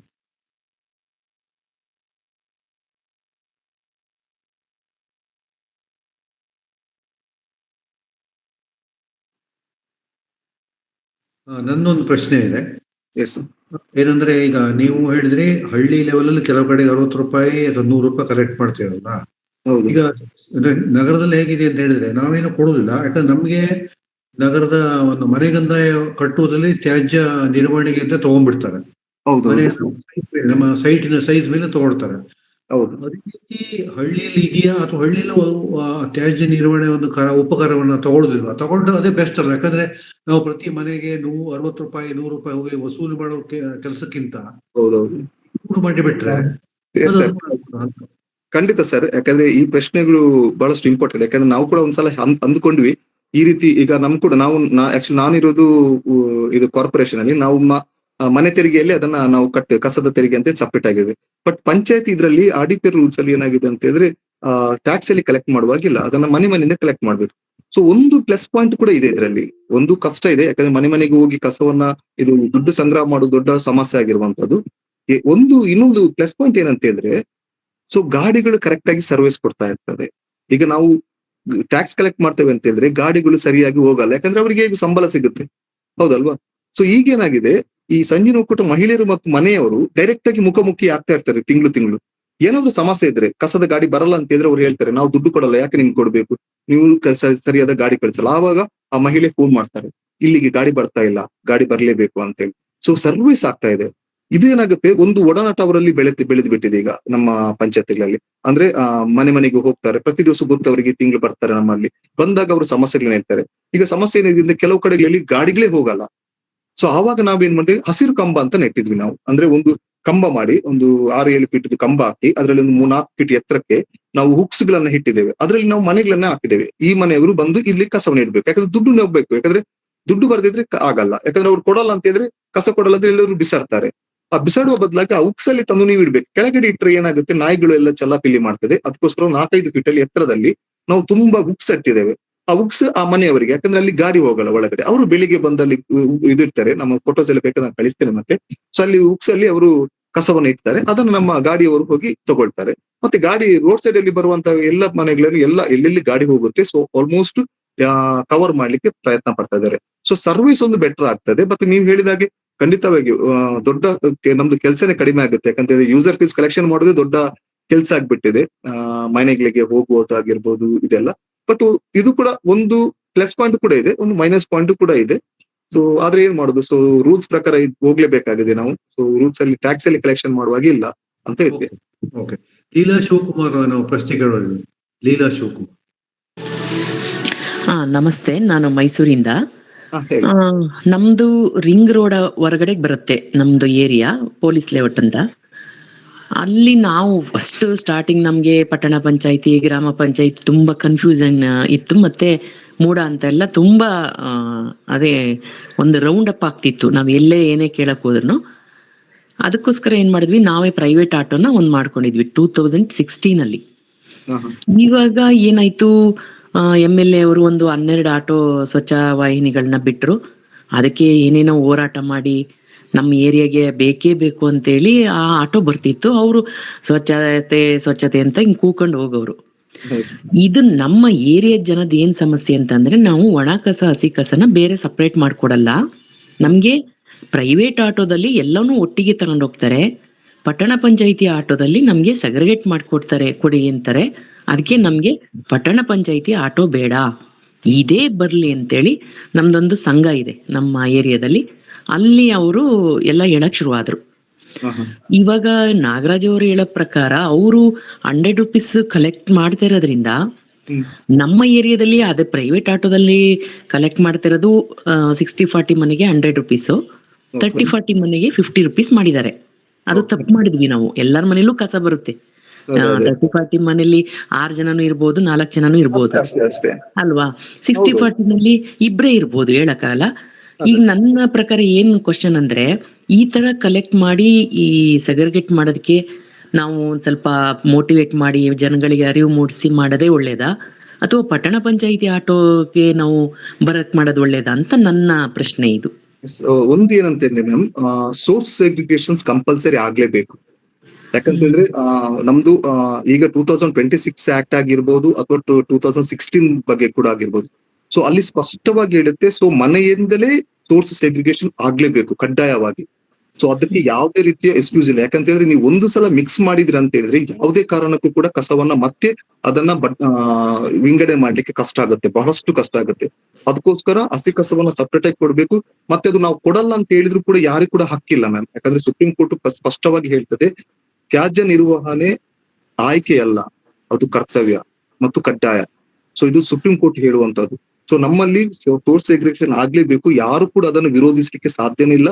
ಅದು ಆಗಲ್ಲ ಅಂತ ಹೇಳಿದ್ರೆ ಅವ್ರ ವಿರುದ್ಧ ಕೂಡ ಫೈನ್ ಕೂಡ ಹಾಕುವಂತ ಅವಕಾಶಗಳಿರುತ್ತೆ. ಯಾಕಂದ್ರೆ ವಿಂಗಡಣೆ ಮಾಡಿ ಕೊಡದಿದ್ರು ಕೂಡ ಫೈನ್ ಮಾಡುವಂತ ಅವಕಾಶ ಪಂಚಾಯತಿಗಿದೆ, PDOs ಇದೆ. ಸೊ ಆದ್ರಿಂದ ಯಾವುದೇ ಕಾರಣಕ್ಕೂ ಮಾತ್ರ ನೀವು ಮಿಕ್ಸ್ ಕಸವನ್ನ ತೆಗಿಲಿಕ್ಕೆ ಇದು ಮಾಡ್ಲಿಕ್ಕೆ ಬೇಡಿ, ಜನರನ್ನ ಮೋಟಿವೇಶನ್ ಮಾಡ್ಬೇಕಾಗಿದೆ. ಸೊ ಆರಂಭದಲ್ಲಿ ಖಂಡಿತವಾಗಿ ಅವರು ಒಪ್ಕೊಳ್ಳಲ್ಲ, ಬಟ್ ಏನಂತ ಹೇಳಿದ್ರೆ ಕೆಲವೊಂದು ಕಾನೂನುಗಳ ಬಗ್ಗೆ ಹೇಳ್ಬೇಕಾಗಿದೆ. ಮತ್ತೆ ಎರಡನೇದು ಅವ್ರ ಬಿಹೇವಿಯರ್ ಚೇಂಜ್ ಮಾಡ್ಲಿಕ್ಕೆ ಬಹಳಷ್ಟು ಕೆಲಸ ಮಾಡ್ಬೇಕಾಗಿದೆ ಮ್ಯಾಮ್. ಖಂಡಿತವಾಗಿ ಕೊಟ್ಟೆ ಕೊಡ್ತಾರೆ. ಏನ್ ಗೊತ್ತಾ, ಇದು ಕಸ ವಿಂಗಡಣೆ ಅಂತ ಹೇಳಿದ್ರೆ ಅದು ಪ್ರಾಕ್ಟೀಸ್ ಮ್ಯಾಮ್. ಒಂದು ಸಲಕ್ಕೆ ನಿಮ್ಗೆ ಆಗಲ್ಲ, 2 ಸಲ 3 ಸಲ ನಾವು ಅದಕ್ಕೆ ನಾವು ಏನ್ ಮಾಡ್ತೇವೆ ಅಂತೇಳಿ ತುಂಬಾ ಮನೆಗಳನ್ನ ತಗೊಳ್ಳಲ್ಲ, ಒಂದು 10 ಮನೆಗಳನ್ನ ಟಾರ್ಗೆಟ್ ಮಾಡಿ 10 ಮನೆಯವರಿಗೆ ನಾವು 1 ವಾರ ಬೇಕಾದ್ರೂ ಹೋಗ್ತೇವೆ ಅವ್ರ ಮನೆಗೆ ಹೋಗಿ ಚೆಕ್ ಮಾಡಿ, ಹೀಗೆ ಮಾಡಿ ಅಂತ ಹೇಳಿದ ನಂತರ ಸೊ ಅವ್ರೇನ್ ಮಾಡ್ತಾರೆ, ಬದಲಾಗ್ತದೆ. ಒಂದ್ಸಲ ಪ್ರಾಕ್ಟೀಸ್ ಆಯ್ತು ಅಂತ ಹೇಳಿದ್ರೆ ಅವ್ರು ಮತ್ತೆ ಯಾವತ್ತೂ ಕೂಡ ಮಿಕ್ಸ್ ಮಾಡಲ್ಲ, ಯಾಕಂದ್ರೆ ಅದು ಬರ್ಬೇಕು ಅವರಿಗೆ. ಸೊ ಅದು ತುಂಬಾ ಕಷ್ಟದ ಕೆಲಸ, ಬಟ್ ಅದು ಆಗುತ್ತೆ ಮ್ಯಾಮ್, ಆಗ್ತಾ ಇದೆ. ಸೊ ನೀವು ದಯವಿಟ್ಟು ಮಿಕ್ಸ್ ತಗೊಳ್ಬೇಡಿ. ಸೊ ಒಂದ್ ವೇಳೆ ಪಟ್ಟಣ ಪಂಚಾಯತ್ ಗಾಡಿಯವರು ವಿಂಗಡಣೆ ಮಾಡಿ ತಗೊಳ್ತಿದ್ದಾರೆ, ವಿಂಗಡಣೆ ತಗೊಳ್ಳಿ. ಒಂದ್ರೆ ಮಿಕ್ಸ್ ಯಾರಾದ್ರೂ ಕೊಂಡು ಹೋಗ್ತಿದ್ರೆ ಖಂಡಿತ ಅವರ ಬಗ್ಗೆ ವಿರುದ್ಧ ಬೇಕಾದ್ರೆ ನೀವು ಫೈನ್ ಹಾಕ್ಲಿಕ್ಕೆ ನೀವು ಪಂಚಾಯತ್ ಹತ್ರ ಹೇಳಿ ma'am. Okay sir, thank you sir. Lokesh ಅವರು ಮಾತಾಡಿ. ನಮಸ್ತೆ. ನಮಸ್ತೆ. ಎರಡು ಮಾಹಿತಿಗಳು. ತಾವು ಹೇಳಿದಾಗೆ ಒಣ ಮತ್ತು ಘನತ್ಯಾಜ್ಯ ನಿರ್ವಹಣೆಗೆ ಸಂಬಂಧಪಟ್ಟಾಗ ಗ್ರಾಮ ಪಂಚಾಯತ್ ಅಲ್ಲಿ ಅನುದಾನ ಇರುತ್ತೆ. 2 ವಿಶೇಷ ಗ್ರಾಮ ಪಂಚಾಯತ್ ಬೆಂಗಳೂರು ಮತ್ತು ಮೈಸೂರಲ್ಲಿ ತುಂಬಾ ಚೆನ್ನಾಗಿ ಮಾಡಿದ್ದಾರೆ. ಒಬ್ರು ಡಾಕ್ಟರ್ ಶೋಭಾರಾಣಿ ಅನ್ಬಿಟ್ಟು, ಅವರು ಮೈಸೂರಲ್ಲಿ ಮಾಲಂಗಿ ಅನ್ನೋ ಗ್ರಾಮ ಪಂಚಾಯತಿಯನ್ನ ಮಾದರಿ ಗ್ರಾಮ ಪಂಚಾಯತಿಯಾಗಿ ಮಾಡಿದ್ದಾರೆ. ತಾವ್ ಹೇಳಿದ್ರಲ್ಲ, ಈಗ ಹೆಣ್ಮಕ್ಕಳು ಪ್ಯಾಡ್ ಅನ್ನ ಬಳಕೆ ಮಾಡಿ ಅದು ಮತ್ತೆ ತ್ಯಾಜ್ಯ ಆಗುತ್ತೆ ಅನ್ನೋದನ್ನ ಸಂಪೂರ್ಣ ನಿವಾರಣೆ ಮಾಡಿದ್ದಾರೆ. ಆ ಮಾಲಂಗಿ ಗ್ರಾಮ ಪಂಚಾಯತಿ ವ್ಯಾಪ್ತಿಯಲ್ಲಿ ಇರುವಂತಹ ಸ್ತ್ರೀಶಕ್ತಿ ಗುಂಪಿನ ಎಲ್ಲಾ ಮಹಿಳೆಯರಿಗೂ ಕೂಡ ಅದನ್ನ ಹೇಗ್ ಬಳಸಬೇಕು ಅನ್ನೋದನ್ನ ತರಬೇತಿಯನ್ನ ಕೊಟ್ಟು, ಈಗ ಸಂಪೂರ್ಣ ಇರುವಂತ ಎಲ್ಲಾ ಮಹಿಳೆಯರು ಕೂಡ ಅದನ್ನ ತ್ಯಾಜ್ಯ ಮಾಡದೆ ಅದನ್ನ ಉಪಯೋಗ ಹೇಗ್ ಮಾಡ್ಬೇಕು ಅನ್ನೋದು ಕಲ್ತಿದ್ದಾರೆ. ಅದಕ್ಕೆ ಒಂದು ನ್ಯಾಷನಲ್ ಅವಾರ್ಡ್, ಇಂಟರ್ನ್ಯಾಷನಲ್ ಅವಾರ್ಡ್ ಕೂಡ ಅದು ಒಂದು ಬಂದಿದೆ. ಶೋಭಾ ಅವರು 2 ಬೆಂಗಳೂರಲ್ಲಿ ಮೊದಲ ಬಾರಿಗೆ ಕರ್ನಾಟಕದಲ್ಲಿ ಈ ಘನ ಮತ್ತು ಒಣತ್ಯಾಜ್ಯ ವಿಲೇವಾರಿಯನ್ನ ಅವ್ರು ರಾಜೇಶ್ ಅಂತ, ಅವರು ಕರ್ನಾಟಕ ಗ್ರಾಮ ಪಂಚಾಯಿತಿ ಅಭಿವೃದ್ಧಿ ಅಧಿಕಾರಿಗಳ ಸಂಘದ ಕಾರ್ಯದರ್ಶಿಯಾಗಿದ್ದಾರೆ. ಅವರು ಪ್ರಪ್ರಥಮ ಬಾರಿಗೆ 2010 ಅಲ್ಲಿ ಮಾಡಿದ್ರು. ಅದು ಅತ್ಯುತ್ತಮವಾಗಿದೆ ಮಾದರಿ. ರಾಜನ್ ಕುಂಟೆ ಅನ್ನೋದು ನಮ್ಮ ದೊಡ್ಡಬಳ್ಳಾಪುರ ಮತ್ತು ಯಲಹಂಕ ಮಧ್ಯ ಬರುತ್ತೆ. ಅಲ್ಲಿ ಏನ್ ಮಾಡಿದ್ದಾರೆ, ಗ್ರಾಮ ಪಂಚಾಯತಿ ಅನುದಾನವನ್ನ ಬಳಕೆ ಮಾಡ್ಕೊಂಡು ಎಲ್ಲಾ ಕಡೆನೂ ಕೂಡ CC ಕ್ಯಾಮ್ರಾಗಳನ್ನ ಹಾಕಿದ್ದಾರೆ. ಹಾಗೆ ತಾವ್ ಹೇಳ್ದಾಗೆ ಬೀದಿ ವ್ಯಾಪಾರಿಗಳಿಂದ ಅಥವಾ ಪ್ರತಿ ಅಂಗಡಿಗಳಿಂದ ಅಥವಾ ಕೈಗಾರಿಕೆಗಳಿಂದ ಎಲ್ಲವೂ ಕೂಡ ಕೆಜಿಗೆ ಇಷ್ಟು ರೂಪಾಯಿ ಅಂತ ಹೇಳಿ ಗ್ರಾಮ ಪಂಚಾಯತಿ ಅದಕ್ಕೆ ಟ್ಯಾಕ್ಸ್ ಅನ್ನ ಕಲೆಕ್ಟ್ ಮಾಡ್ತಾರೆ ಪ್ರತಿ ತಿಂಗಳು. ತರಕಾರಿದು ಕೂಡ ಏನ್ ಮಾಡ್ತಾರೆ, ತರಕಾರಿ ಮಾರ್ಕೆಟ್ ಅಲ್ಲಿ ಏನಾದ್ರು ಎಷ್ಟ್ ಬಿಡ್ತಾರೆ, ಎಲ್ ಬೇಕೋ ಅಲ್ಲೇ ಎಷ್ಟ್ ಬಿಡ್ತಾರೆ, ಅದು ವಾಸನೆ ಬರುತ್ತೆ, ಮಳೆ ಬಂದಾಗ ಸಮಸ್ಯೆ ಆಗುತ್ತೆ. ಅದೊಂದು ಮಾದರಿಯ ಮಾಡಿದ್ದಾರೆ ರಾಜೇಶ್ ಅಂತ PDO ಅವರು. ಅವೆರಡು ನಾವು ಉದಾಹರಣೆಗಳು ತೆಗೆದುಕೋಬಹುದು. 1 ಆರ್ಟಿಕಲ್ ಕೂಡ ಬಂದಿದೆ ಅಜಿಂ ಪ್ರೇಮ್ಜಿ ಯೂನಿವರ್ಸಿಟಿಯಿಂದ. ತಾವಾಗ್ಲೇ ಬಟ್ಟೆಗಳು ಹೇಳಿದ್ರಲ್ಲ, ಬೆಂಗಳೂರಲ್ಲಿ ಪ್ರತಿದಿನ ಸುಮಾರು 6,000 ಟನ್ ಪ್ರತಿದಿನ, ಅಂದ್ರೆ ಸುಮಾರು 60 ಲಕ್ಷ ಕೆಜಿ ಕಸ ಹೊರಗಡೆ ಬರುತ್ತೆ ಅಂತ ನಾವು ಒಂದು ಕಲ್ಪನೆ ಮಾಡೋದಾದ್ರೆ, ಅದ್ರಲ್ಲಿ ಒಂದು 3 ಲಕ್ಷ ಕೆಜಿ ಬರೀ ಬಟ್ಟೆಗಳದೇ ಬರುತ್ತೆ ಅಂತ ಇದೆ.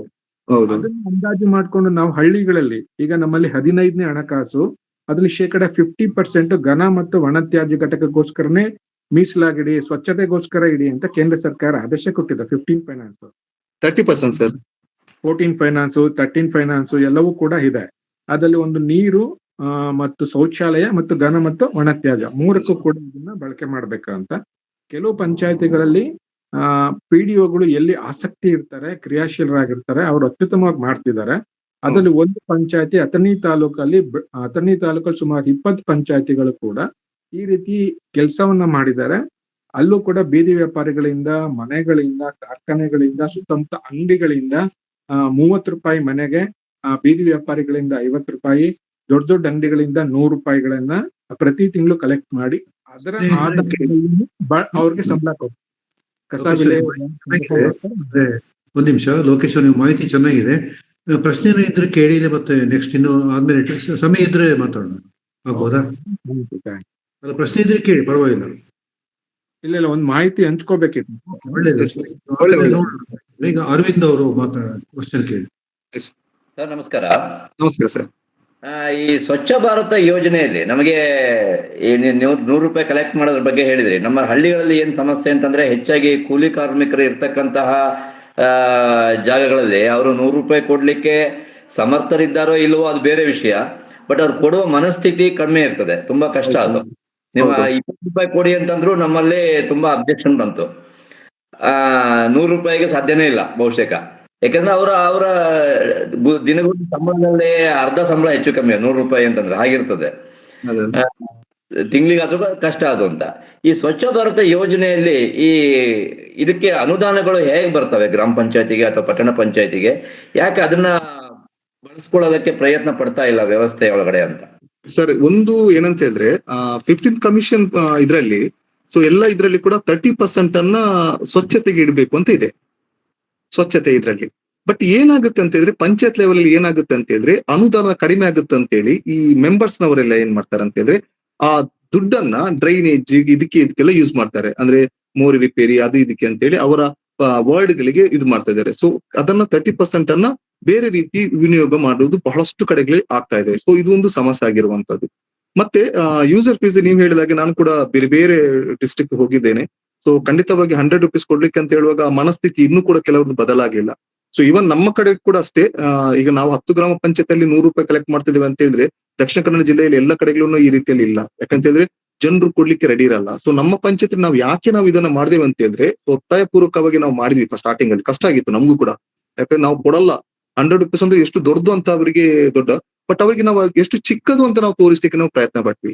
100 ರೂಪೀಸ್ ಅನ್ನು ನೀವು ಮಕ್ಳಿಗೆ 2 ಇದು ತಕೊಂಡು ಕೊಟ್ರೆ, ಅದು ಚಾಕ್ಲೇಟ್ ತಕೊಂಡ್ರೆ 100 ರೂಪಾಯಿ ಖರ್ಚಾಗುತ್ತೆ, ಹೌದಲ್ವಾ? ಸೊ ಆ ಮನಸ್ಥಿತಿಗಳನ್ನ ಈಗ ನಾವು ಏನಾದಕ್ಕೂ ಬೇರೆ ಎಲ್ಲದಕ್ಕೂ ಖರ್ಚು ಮಾಡ್ತಾ ಇದ್ದೇವೆ. ಸೊ ಕಸ ಪ್ರತಿ ದಿವಸ ನಮ್ಮ ಮನೆಗೆ ಬರುವಾಗ ನೀವು ಯಾಕೆ ಕೊಡ್ಲಿಕ್ಕೆ ನೀವು ಇದಾಗ್ತೀರ? ಮನಸ್ಥಿತಿಗಳನ್ನ ಬದಲಾಯಿಸುವಂತ ಕೆಲಸ ಏನಿದೆ, ಬಿಹೇವಿಯರ್ ಚೇಂಜ್, ಅದು ಬಹಳಷ್ಟು ಕಷ್ಟ ಕೆಲಸ. ಬಟ್ ಅದ್ರಲ್ಲಿ ಯಶಸ್ವಿ ಆಗಿದ್ದೇವೆ ನಾವು. ಸೊ ಅದೇ ರೀತಿ ನಾವು ಬೇರೆ ಪಂಚಾಯತಿಗಳಲ್ಲಿ ಅದು ಖಂಡಿತ ಆಗುತ್ತೆ ಅಂತ ನಾನು ಹೇಳಲ್ಲ. ಈಗ 30 ರೂಪಾಯಿ ಕೊಡ್ಲೇಬೇಕು ಅಂತ ಹೇಳಿದ್ರೆ ಖಂಡಿತ ಕೊಡ್ಬೇಕಾಗುತ್ತೆ. ಯಾಕೆ ನಾವು ಅದು ಜಾಸ್ತಿ ಮಾಡಿದ್ರೆ, ನಾವು ಇಲ್ಲಿ ಸಂಬಳ ಜಾಸ್ತಿ ಮಾಡಿದ್ದೇವೆ. ಯಾಕಂದ್ರೆ ಮಹಿಳೆಯರಿಗೆ ಕೂಡ ಒಂದು 5,000 6,000ದಲ್ಲಿ ಕಸದಲ್ಲಿ ಕೆಲಸ ಮಾಡಿಸೋದು, ಹೌದಲ್ವಾ ಸರ್? ಇದು ಎಷ್ಟಾದ್ರೂ ಒಂದು ತುಂಬಾ ಕಷ್ಟ ಆಗುತ್ತೆ, ಯಾಕಂದ್ರೆ ಅವ್ರಿಗೊಂದು ಲೈಫ್ ಅಲ್ವಾ ಅವ್ರದ್ದು. ಸೊ ಅದೊಂದು ಆಗ್ಬೇಕೆಂಬ ನಿಟ್ಟಿನಲ್ಲಿ ಮಾಡಿದ ನಂತರ ಸೊ 100 ರೂಪೀಸ್ ನಾವು ಪಂಚಾಯತ್ ನವ್ರು ಸಪೋರ್ಟ್ ತುಂಬಾ ಬೇಕಾಗಿದೆ. PDO ಆಗಿರ್ಬೋದು, ಮೆಂಬರ್ಸ್, ನಮ್ದು ಲಕ್ ಅಂತ ಹೇಳಿರ್ಬೋದು. ಸೊ ನಾವು ಪಂಚಾಯತ್ ಏನು ಸಪೋರ್ಟ್ ಇದೆ, ಪಂಚಾಯತ್ ಎಲ್ಲ PDOs ಆಗಿರ್ಬೋದು, ಅಧ್ಯಕ್ಷರಾಗಿರ್ಬೋದು, ಆ ಒಂದು ಕೋಆರ್ಡಿನೇಷನ್ ಇದೆ ಅಲ್ವಾ, ಅದು ಬೆಳೀತಾ ಬಂತು ನಮ್ಮಲ್ಲಿ. ಯಾಕಂದ್ರೆ ನಾವು ಹೋಗುವಾಗ ಅವ್ರಿಗೆ ಮಾತಾಡಿ ಸೊ ಅವರು ಕೂಡ ಸಪೋರ್ಟ್ ಮಾಡ್ತಾ ಬಂದ್ರು. ಸೊ ಈ ನಿಟ್ಟಿನಲ್ಲಿ ಆಗಿದೆ. ಬಟ್ ನೀವ್ ಹೇಳಿದ ಹಾಗೆ ಇದ್ರಲ್ಲಿ ಯಾವ್ದು ನಮ್ಮ 15th ಕಮಿಷನ್ ಅಲ್ಲಿ ಸೊ 30% ಕೇಂದ್ರ ಸರ್ಕಾರ ಪ್ರಕಾರ ಸ್ವಚ್ಛ ಇದಕ್ಕೇನೆ ಇಡ್ಬೇಕಾಗಿದೆ. ಬಟ್ ಏನ್ ಒಂದು ವಿಪರ್ಯಾಸ ಏನಂತ ಹೇಳಿದ್ರೆ ಸೊ ಅದರನ್ನ ಉಳಿದ ಬೇರೆ ಬೇರೆ ಫಂಡಿಗೆ ಅವ್ರನ್ನ ಯೂಸ್ ಮಾಡ್ತಾ ಇದ್ದಾರೆ. ಸೊ ಅದು ನಮ್ಗೂ ಕೂಡ ಏನ್ ಮಾಡಕ್ ಆಗಲ್ಲ, ಹೌದಲ್ವಾ? ಸೊ ನಾವು NGO ಆಗಿ ನಾವು ಜಸ್ಟ್ ಕೆಲಸಗಳನ್ನ ಮಾಡ್ಬೋದು, ಬಟ್ ರೂಲ್ಸ್ ಮಾಡ್ಬೋದಾಗಿರ್ಬೋದು ಅಥವಾ ಅದನ್ನ ಇದು ಮಾಡ್ಲಿಕ್ಕೆ ನಮ್ಮಿಂದ ಖಂಡಿತ ಸಾಧ್ಯ ಇಲ್ಲ. ಆ ಒಂದು ವ್ಯವಸ್ಥೆಗೆ ಬರ್ಬೇಕಾಗಿದೆ. ಅಲ್ಲಿ ಕೆಲಸ ಮಾಡುವವರು, ಯಾಕಂದ್ರೆ ಅಲ್ಲಿ PDO ಆಗಿರ್ಬೋದು, ಅಲ್ಲಿದು ಅಧ್ಯಕ್ಷರಾಗಿ ಆ ಭಾವನೆ ಬರ್ಬೇಕು ಅವ್ರ ಹತ್ರ. ಇಲ್ಲ ನಾವು ಈ ಸಲ ನಾವ್ ಇಡ್ಬೇಕು. ಅದೇ ಈ ಸಲ ಇದೇ ಸಮಸ್ಯೆ ನಾನು ಚಿಕ್ಕಮಗಳೂರು ಡಿಸ್ಟಿಕ್ ಕೊಪ್ಪ ತಾಲೂಕಿಂದ, ಕೊಪ್ಪ ತಾಲೂಕಿನಲ್ಲಿ ಸಿಟಿಗೆ ಸಂಬಂಧಪಟ್ಟಾಗೆ ಪಟ್ಟಣ ಪಂಚಾಯತಿ ವ್ಯಾಪ್ತಿಗೆ ಸಂಬಂಧಪಟ್ಟಾಗೆ 3 ಗ್ರಾಮ ಪಂಚಾಯತಿಗಳು ಅಟ್ಯಾಚ್ ಆಗಿದೆ. ನೀವು ಮೊದಲೇ ಹೇಳಿದ್ರಿ ಅದನ್ನ. ಸಮಸ್ಯೆ ಇರ್ತಕ್ಕಂಥದ್ದು ಅಲ್ಲಿ ಏನಾಗಿದೆ ಅಂತಂದ್ರೆ ಅದು ವಿಲೇಜ್ ಅಲ್ಲ, ಆ ಕಡೆ ಈ ಕಡೆ ಪಟ್ಟಣ ಪಂಚಾಯತಿ ಸೇರ್ಪಡೆ ಆಗಲ್ಲ. ಗ್ರಾಮ ಪಂಚಾಯತಿ ಸೇರ್ತವೆ, ಬಟ್ ಅಲ್ಲಿ ಹಸಿ ಕಸ ಕಲೆಕ್ಟ್ ಮಾಡ್ತಕ್ಕಂಥ ವ್ಯವಸ್ಥೆ ಇಲ್ಲ. ಇದಕ್ಕೆ ಎಷ್ಟು ಪ್ರಯತ್ನ ಪಟ್ಟರು ಕೂಡ ಆ ವ್ಯವಸ್ಥೆ ಸರಿ ಮಾಡ್ಲಿಕ್ಕೆ ನಮ್ಗಾಗ್ಲಿಲ್ಲ. ಸುಮಾರು 2 ವರ್ಷದಿಂದ ನಾವು ನಿಮ್ಮ ಏನ್ ಶ್ರಮ ಇದೆ ಅದೇ ಶ್ರಮವನ್ನ ನಾನು, ನನ್ನ ತಮ್ಮ ಮತ್ತೆ ಒಂದು ವಾಟ್ಸಪ್ ಬಳಗನೂ ಮಾಡ್ಕೊಂಡಿದ್ದೀವಿ. ಸುಮಾರು 800 ಜನ ಇದ್ದೀವಿ. ಪಟ್ಟಣ ಪಂಚಾಯತಿಯವರು ಇದ್ದಾರೆ, ಗ್ರಾಮ ಪಂಚಾಯತಿಯವರು ಇದ್ದಾರೆ. ಒಂದು 10 ಪೈಸದ್ದು ಕೆಲಸ ಮಾಡ್ಲಿಕ್ಕೆ ಆಗ್ತಾ ಇಲ್ಲ. ಇದು ಸಮಸ್ಯೆ. ಹೌದಾ ಸರ್? ನಮಗೂ ನಾವು ಹಾಗೆ ಅಂದ್ಕೊಂಡ್ವಿ. ಬಟ್ ಏನಂತ ಹೇಳಿದ್ರೆ ನಾವು ಫಸ್ಟ್ ಗೆ ಒಂದು ಕ್ಲಿಯರ್ ಆಗಿತ್ತು ನಮ್ಮ ಹತ್ರ ವಿಷನ್ ಏನಂತ ಹೇಳಿದ್ರೆ, ಸೊ ವೆಟ್ ವೇಸ್ಟ್ ಗೆ ನಾವು ವ್ಯವಸ್ಥೆಗಳನ್ನ ಮಾಡಿ ನಂತರ ನಾವು ಜನ ಹತ್ರ ವೆಟ್ ವೇಸ್ಟ್ ಕಲೆಕ್ಟ್ ಮಾಡೋದು. ಇಲ್ಲದ್ರೆ ಏನಾಗುತ್ತೆ, ನಾವು ಕಲೆಕ್ಟ್ ಮಾಡಿದ ನಂತರ ಅಲ್ಲಿ ಘಟಕನೇ ಇಲ್ಲ ಅಂತ ಹೇಳಿದ್ರೆ, ಅದನ್ನ ಗೊಬ್ಬರ ಮಾಡ್ಲಿಕ್ಕೆ ಘಟಕನೇ ಆಗಿಲ್ಲ ಅಂತ ಹೇಳಿದ್ರೆ ಅದು ಬಿದ್ದು ಹೋಗುತ್ತೆ. ಮತ್ತೆ ಹಸಿ ಕಸದಲ್ಲಿ ಘಟಕ ತುಂಬಾ ಇಂಪಾರ್ಟೆಂಟ್ ಏನಂತ ಹೇಳಿದ್ರೆ ಅದನ್ನ ಸರಿಯಾಗಿ ನೋಡ್ಕೊಳ್ಳದಿದ್ರೆ ಅದು ದೊಡ್ಡ ಕೆಟ್ಟ ಹೋಗುತ್ತೆ ಹಸಿ ಕಸದ ಗೊಬ್ಬರ ಮಾಡುವಾಗ. ಸೊ ಅದನ್ನ ಬಹಳಷ್ಟು ನಿರ್ವಹಣೆ ಮಾಡೋದು ಬಹಳಷ್ಟು ಇಂಪಾರ್ಟೆಂಟ್ ಆಗಿರುತ್ತೆ. ಅದಕ್ಕೆ ಸಟ್ಟಾದ ನಂತರ ಮಹಿಳೆಯರೆಲ್ಲ ಸಟ್ಟಾದ ನಂತರನೇ ನಾವು ಅದಕ್ಕೆ ಇಳಿದದ್ದು. ಸೊ ಆ ರೀತಿಯಲ್ಲಿ ನಮ್ಗೆ ಆ ಒಂದು ಗೊಬ್ಬರ ಒಳ್ಳೆ ರೀತಿಯಲ್ಲಿ ಒಳ್ಳೆ ರೇಟಿಗೆ ಹೋಗ್ತಾ ಇದೆ. ಒಂದು 18 ರೂಪಾಯಿಗೆ ಹೋಗುತ್ತೆ, ಕೆಲವು ಸಾರಿದು ಇದು 30 ರೂಪಾಯಿ ಕೂಡ 1 kg ಹೋಗ್ತಾ ಇದೆ ಕಸಗಳು. ಇದು ಗೊಬ್ಬರದಿಂದ ದೊಡ್ಡ ಇನ್ಕಮ್ ಬರುತ್ತೆ ಅಂತಲ್ಲ, ಇಲ್ಲದ್ರೆ ಆ ವೇಸ್ಟ್ ಏನಾಗುತ್ತೆ ಅಂತಂದ್ರೆ ಕಟ್ಟಿ ಎಲ್ಲಾದ್ರೂ ಬಿಸಾಡ್ತಾ ಇದ್ದಾರೆ. ಅದ್ರಲ್ಲಿ ದೊಡ್ಡ ಇನ್ಕಮ್ ಇವರಿಗೆ ಬರುತ್ತೆ ಅಂತೇಳಿ ನಾನು ಹೇಳ್ಕೊಳ್ಳಲ್ಲ. ಬಟ್ ಓಕೆ, ಅಲ್ಲಿ ಗೊಬ್ಬರ ಆಗ್ತಾ ಇದೆ, ಗೊಬ್ಬರದೊಂದು ಯಾರಿಗಾದ್ರೂ ಯೂಸ್ ಆಗ್ತಾ ಇದೆ, ರೈತರಿಗೊಂದು ಸಾವಯವ ಗೊಬ್ಬರ ಕೂಡ ಸಿಕ್ಕಿದಾಗುತ್ತೆ, ಕಡಿಮೆ ರೇಟಲ್ಲಿ ಸಿಕ್ಕಿದಾಗ ಆಗುತ್ತೆ. ಊರ್ನವ್ರು ತುಂಬಾ ಡಿಮಾಂಡ್ ಬರುತ್ತೆ, ಅಲ್ಲಿ ಕೊಂಡೋಗ್ತಾ ಇದ್ದಾರೆ. ವಿಧಾತ್ರಿ ಫೌಂಡೇಶನ್ ಪ್ರಶ್ನೆ ಕೇಳಿ. ವಿಧಾತ್ರಿ ಫೌಂಡೇಶನ್. ನಮಸ್ತೆ ಸರ್. ನಮಸ್ತೆ. ಮಧು ಗಣೇಶ್ ಅಂತ ಬೆಂಗಳೂರಿಂದ ಮಾತಾಡ್ತಾ ಇದೀವಿ. ಹೇಳಿ ಸರ್. ನಾವು ಸಬರ್ಬ್ ಕಡೆ ಹೋಗ್ಲಿಕ್ಕೆ ಟ್ರೈ ಮಾಡ್ತಾ ಇದೀವಿ ಸರ್.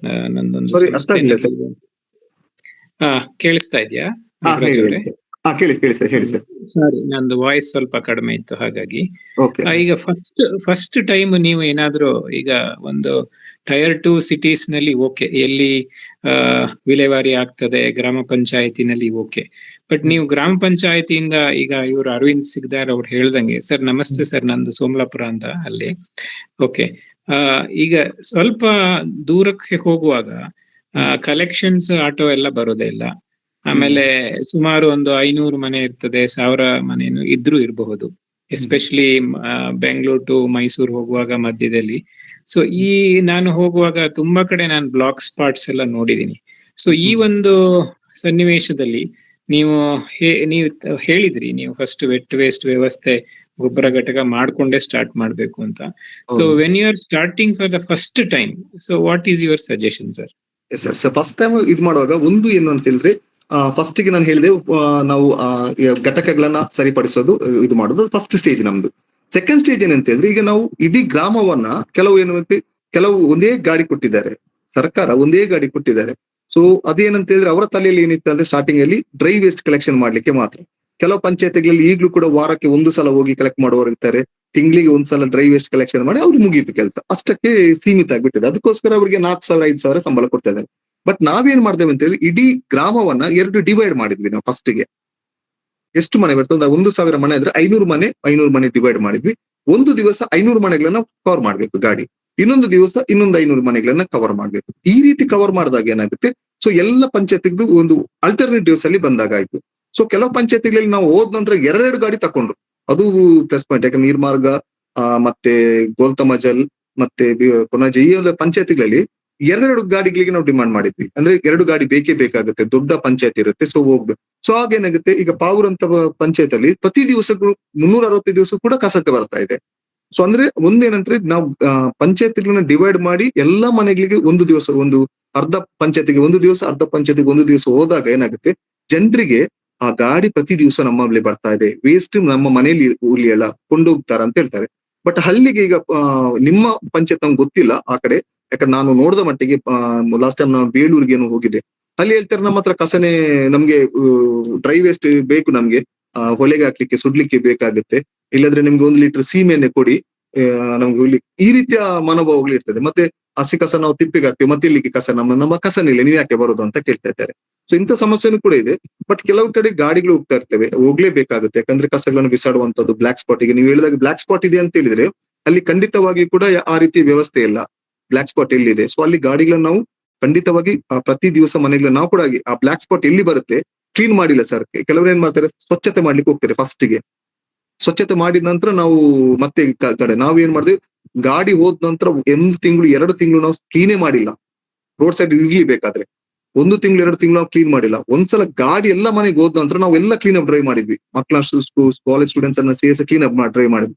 ಆನಂತರ ನಮ್ಗೆ ಒಂದು ಲೆಕ್ಕ ಸಿಕ್ತು, ಇಲ್ಲಿ ಬೀಳ್ತದ ಇದೆಯಾ, ಅದು ಕಡಿಮೆ ಆಗ್ತದೆ ಬ್ಲಾಕ್ ಸ್ಪಾಟ್. ಒಂದು ಅಲ್ಲಲ್ಲಿ 4-5 ಕಟ್ಟೆ ಏನಾದ್ರು ಬಿತ್ತು ಅಂತ ಹೇಳಿದ್ರೆ ಅವ್ರಿಗೆ ನಾವು ನಿಲ್ಲಿಸಿ ಕೇಳ್ತಿದ್ವಿ, ಯಾಕೆ? ಆಗ ಹೇಳ್ತಿದ್ರು, ಇಲ್ಲ ನಮ್ ಕಡೆ ಗಾಡಿ ಬರ್ತಾ ಇಲ್ಲ, 5 ಮನೆಗೆ ಮಾತ್ರ ಬರ್ತಾ ಇಲ್ಲ, ಅಂದ್ರೆ ಅಲ್ಲಿ ಗಾಡಿ ಹೋಗ್ತಾ ಇಲ್ಲ. ಅಲ್ಲಿ ನಾವು ಕಂಬ ನೆಡ್ಲಿಕ್ಕೆ ಆರಂಭಿಸಿದ್ವಿ. ಅಂದ್ರೆ ಆ ರೀತಿ ಟ್ರ್ಯಾಕ್ ಮಾಡ್ಲಿಕ್ಕೆ ನಾವು ಸ್ಟಾರ್ಟ್ ಮಾಡಿದ್ವಿ. ಅಂದ್ರೆ ಬ್ಲಾಕ್ ಸ್ಪಾಟ್ ಗಳಲ್ಲಿ ಏನ್ ಮಾಡ್ತದೆ ಅಂದ್ರೆ, so clean up drive solution ಅಲ್ಲ. ವ್ಯವಸ್ಥೆ ಕೊಟ್ಟಾದ ನಂತರ ಯಾರಾದ್ರೂ ಬಿಸಾಡ್ತಾರ ಅಂತ ಹೇಳಿದ್ರೆ ದಂಡ ಹಾಕ್ಬೋದು. ಎಲ್ಲಾ ವ್ಯವಸ್ಥೆ ಕೊಟ್ಟು ನಾವು, ಹೌದಲ್ವಾ, ಗಾಡಿ ಬರುತ್ತೆ ಪ್ರತಿ ದಿವಸ, ಅದು ಕೊಟ್ಟಾದ ನಂತರ ನೀವು ಕಸ ಬಿಸಾಡ್ತೀರ ಅಂತ ಹೇಳಿದ್ರೆ ಅದು ಅವ್ರು ತಪ್ಪಾಗಿರುತ್ತೆ. ಒಂದ್ ವೇಳೆ ನಮ್ದು ಏನು ವ್ಯವಸ್ಥೆ ಕೊಡದೇನೆ ಜನ ಬಿಸಾಡ್ತಾರ ಅಂತ ಹೇಳಿ ಜನರಿಗೆ ಬೈಲಿಕ್ಕೆ ನಾವು ರೆಡಿ ಇರಲ್ಲ, ಹೌದಲ್ಲ, ತಪ್ಪಾಗುತ್ತೆ. ಯಾಕಂದ್ರೆ ಅವ್ರು ಎಲ್ಲಿ ಬಿಸಾಡೋದು, ವ್ಯವಸ್ಥೆನೇ ಇಲ್ಲ, ಪಂಚಾಯತ್ ವ್ಯವಸ್ಥೆನೇ ಕೊಟ್ಟಿಲ್ಲ ಅಂತ ಹೇಳಿದ್ರೆ ಅವ್ರು ಎಲ್ಲಿಯಾದ್ರೂ ಬಿಸಾಡ್ಲೇಬೇಕಲ್ವಾ, ಕಸವನ್ನು ಇಟ್ಲಿಕ್ಕೆ ಸಾಧ್ಯ ಇಲ್ಲ ಅಂತ ಹೇಳ್ಬೇಕು. ಅಂದ್ರೆ ಆ ರೀತಿ ನಮ್ದು ಇನ್ನೂ ಕೂಡ ಕಂಪೇರ್ ಮಾಡಿದ್ರೆ ನಾವು ವಿದೇಶಗಳನ್ನು ನೋಡಿದ್ರೆ ಅಷ್ಟು ಸಿವಿಕ್ ಸೆನ್ಸ್ ನಮ್ಗೆ ಕೂಡ ಇನ್ನೂ ಕೂಡ ಬೆಳೆದಿಲ್ಲ. ಈಗ ಡಸ್ಟ್ಬಿನ್ ಇಟ್ಟರು ಕೂಡ ಅದಕ್ಕೆ ಮಿಕ್ಸ್ ಮಾಡಿ ಹಾಕುವಂತ ಜನರು, 3 ಡಸ್ಟ್ಬಿನ್ ಇಟ್ಟರು ಕೂಡ 3ರಲ್ಲಿ ಮಿಕ್ಸ್ ಹಾಕುವವ್ರು ನಾವು. ಕಲರ್ ಯಾವ್ದು ಬೇಕಾಗಿಲ್ಲ, 3 ಇಟ್ರೆ 3ಕ್ಕೂ ಕೂಡ ಮಿಕ್ಸ್ ಹಾಕುವವ್ರು ನಾವು. ಸೊ ಅಂತದ್ರಲ್ಲಿ ಸೊ ಆ ಬದಲಾವಣೆ ತರಬೇಕಾದ್ರೆ ಸೊ ಆರಂಭ ಬಹಳಷ್ಟು ಕಷ್ಟ ಇದೆ, ಬಟ್ ಆಗುತ್ತೆ, ನಿಧಾನವಾಗಿ ಮಾಡ್ಲೇಬೇಕಾಗುತ್ತೆ. ಸೊ ಖಂಡಿತ ಹಾಗೆ ಆಗ್ತಾರೆ. ಸೊ ವ್ಯವಸ್ಥೆಗಳನ್ನ ಸರಿಪಡಿಸ್ತಾ ಮತ್ತೆ ಜನರಿಗೆ ನಾವು ಬಿಹೇವಿಯರ್ ಚೇಂಜ್ ಮಾಡ್ಬೇಕಾಗುತ್ತೆ ಸರ್. ಸರ್, ಒಂದ್ ಪ್ರಶ್ನೆ ಸರ್. ಈಗ ನೀವು ಒಂದು ಸ್ವಯಂ ಸೇವಾ ಸಂಸ್ಥೆ, ಒಂದು NGO, ಈಗ ನೀವು ಬೇರೆ ಗ್ರಾಮ ಅಥವಾ ಪಟ್ಟಣ ತಗೊಳ್ಳೋದಿಲ್ಲ ಅಂತ ಕಾಣ್ತದೆ. ಗ್ರಾಮಗಳನ್ನು ತಗೊಳ್ಳಿಕ್ಕೆ ಏನಾದ್ರು ನಿಮ್ದೊಂದು ಮಾನದಂಡ ಇದೆಯಾ, ಅಥವಾ ನೀವು ಹೊಸ ತಗೊಳ್ತೀರಾ? ಅಂದ್ರೆ ಈಗ ನಾವು ಸದ್ಯಕ್ಕೆ ದಕ್ಷಿಣ ಕನ್ನಡ ಜಿಲ್ಲೆದು ಮತ್ತು ಮೈಸೂರಲ್ಲಿ ಈಗ ಒಂದು ಪಂಚಾಯತ್ ಅನ್ನ ತಗೊಳ್ತಾ ಇದ್ದೇವೆ, ಮತ್ತು ಬಿಲ್ಲಾಪುರದಲ್ಲಿ ಬೆಂಗಳೂರು ಬಿಲ್ಲಾಪುರದಲ್ಲಿ ನಾವು ತಗೊಂಡಿದ್ದೇವೆ ಈಗ. ಸೊ ಆ ರೀತಿ ಏನಿಲ್ಲ ಸರ್, ಬಟ್ ನಮ್ಗೆ ಈಗ ಅಲ್ಲಿ ಕೆಲಸ ಮಾಡ್ಬೇಕಾದ್ರೂ ಕೂಡ ಫಂಡ್ ಕೂಡ ಬಹಳಷ್ಟು ಇಂಪಾರ್ಟೆಂಟ್ ಆಗಿರುತ್ತೆ. ಯಾಕಂತ ಹೇಳಿದ್ರೆ ನಾವು ಪಂಚಾಯತಿಂದ ಯಾವ ರೀತಿಯ ದುಡ್ಡು ತಗೊಳ್ಳಲ್ಲ, ಜನರಿಂದ ದುಡ್ಡು ತಗೊಳ್ಳಲ್ಲ. ಆಗ ನಮ್ಗೆ ಫಂಡರ್ಸ್ ಕೂಡ ನಮ್ಗೆ ಬಹಳಷ್ಟು ಇಂಪಾರ್ಟೆಂಟ್ ಆಗಿರ್ತಾರೆ. ಸೊ ಫಂಡ್ ಸಿಕ್ಕಿದ್ರೆ ಖಂಡಿತವಾಗಿ ಕೂಡ ನಾವು ಆ ರೀತಿಯ ಮಾಡೆಲ್ಸ್ ಗಳನ್ನ ಮಾಡಬಹುದು ಪಂಚಾಯತಿಗಳನ್ನ, ನಾವು ಬೇರೆ ಬೇರೆ ಕಡೆಗಳಲ್ಲಿ ಕೂಡ. ಯಾಕಂದ್ರೆ ನಾವು ತುಂಬಾ ಖರ್ಚು ಅಂದ್ರೆ ಘಟಕಗಳನ್ನ ಮಾಡ್ಲಿಕ್ಕೆ ನಾವು ಫೈನಾನ್ಷಿಯಲ್ ಸಪೋರ್ಟ್ ಮಾಡಿದ್ದೇವೆ, ಇನ್ಫ್ರಾಸ್ಟ್ರಕ್ಚರ್ಸ್ ಗೆ, ಸ್ಟಟ್ಟರ್ ಮಿಷಿನ್ ಗೆ ಇದು ಮಾಡಿದ್ದೇವೆ, ಪರ್ಪರ್ ಶೀಟ್ ಆಗಿರ್ಬೋದು, ಮತ್ತೆ ಎಲ್ಲಾ ರೀತಿಯ PP ಆಗಿರ್ಬೋದು, ಕೆಲಸ ಮಾಡುವವರಿಗೆ PP ಆಗಿರ್ಬೋದು, ಟ್ರೈನಿಂಗ್ ಆಗಿರ್ಬೋದು, ಎಲ್ಲ ಕೂಡ ನಮ್ಮ ಕಡೆಯಿಂದ ನಾವು ಕೊಡ್ತಾ ಇದ್ದೇವೆ. ಮತ್ತೊಂದು ಈಗ ಮಂಗಳೂರಲ್ಲಿ ಒಂದು ವಾರ್ಡ್ ಕೂಡ ಮಾಡ್ಲಿಕ್ಕೆ ನಾವು ರೆಡಿ ಆಗ್ತಾ ಇದ್ದೇವೆ. ಬೆಂಗರೆ ಅಂತ ಒಂದು ವಾರ್ಡ್ ಇದೆ. ಸೊ ಅದು ಅಳಿವೆ ಬಾಗಿಲು, ಸಮುದ್ರ ಮತ್ತೆ ಇದು ಸೇರುವಂತ ತುಂಬಾ ಕಸಗಳು ಬರ್ತಾ ಇದೆ. ಅಲ್ಲಿ ನಾವೀಗ ಕಾರ್ಪೊರೇಷನ್ ಅಲ್ಲಿ ಏನಾಗಿದೆ, ಸೆಂಟ್ರಲೈಸ್ಡ್ ಲ್ಯಾಂಡ್ ಫಿಲ್ ಇರುವಂತದ್ದು. ಸೊ ನಾವೇನ್ ಮಾಡ್ತೇವೆ, ಅದನ್ನ ಡಿಸೆಂಟ್ರಲೈಸ್ ಮಾಡ್ಲಿಕ್ಕೆ ನಾವು ಪ್ರಯತ್ನ ಪಡ್ತಾ ಇದ್ದೇವೆ. ಈಗ ಆ ಒಂದು ವಾರ್ಡ್ ಅನ್ನ ಮಾದರಿ ವಾರ್ಡ್ ಮಾಡ್ಲಿಕ್ಕೆ ನಾವು ಪ್ರಯತ್ನ ಪಡ್ತಾ ಇದ್ದೇವೆ. ಸೊ ಈಗ ಇನ್ನಷ್ಟೇ ಅದಕ್ಕೆ ಕೆಲಸಗಳು ಆರಂಭ ಆಗ್ತಾ ಇದೆ ಈಗ ಅಲ್ಲಿ. ನಾಗರಾಜ್ ಸರ್, ನಿಮ್ಮ ಕಸ ಉತ್ಸವ, ಕಸ ಪ್ರಸಂಗ ಅದ್ರ ಬಗ್ಗೆ ಸ್ವಲ್ಪ ಹೇಳಿ. Yes sir. ಕಸೋತ್ಸವ ಏನಂತ ಹೇಳಿದ್ರೆ, ಒಂದು ಪ್ರತಿ ಕಾರ್ಯಕ್ರಮ ಕೂಡ ಒಂದು ಯುನಿಕ್ ಆಗಿ ಹೆಸರನ್ನ ನಾವು ಇಡ್ತಾ ಇದ್ವಿ. ಕಸೋತ್ಸವ, ಕಸ ಪ್ರಸಂಗ, ಇದೆಲ್ಲ ಕಸಾಯಣ.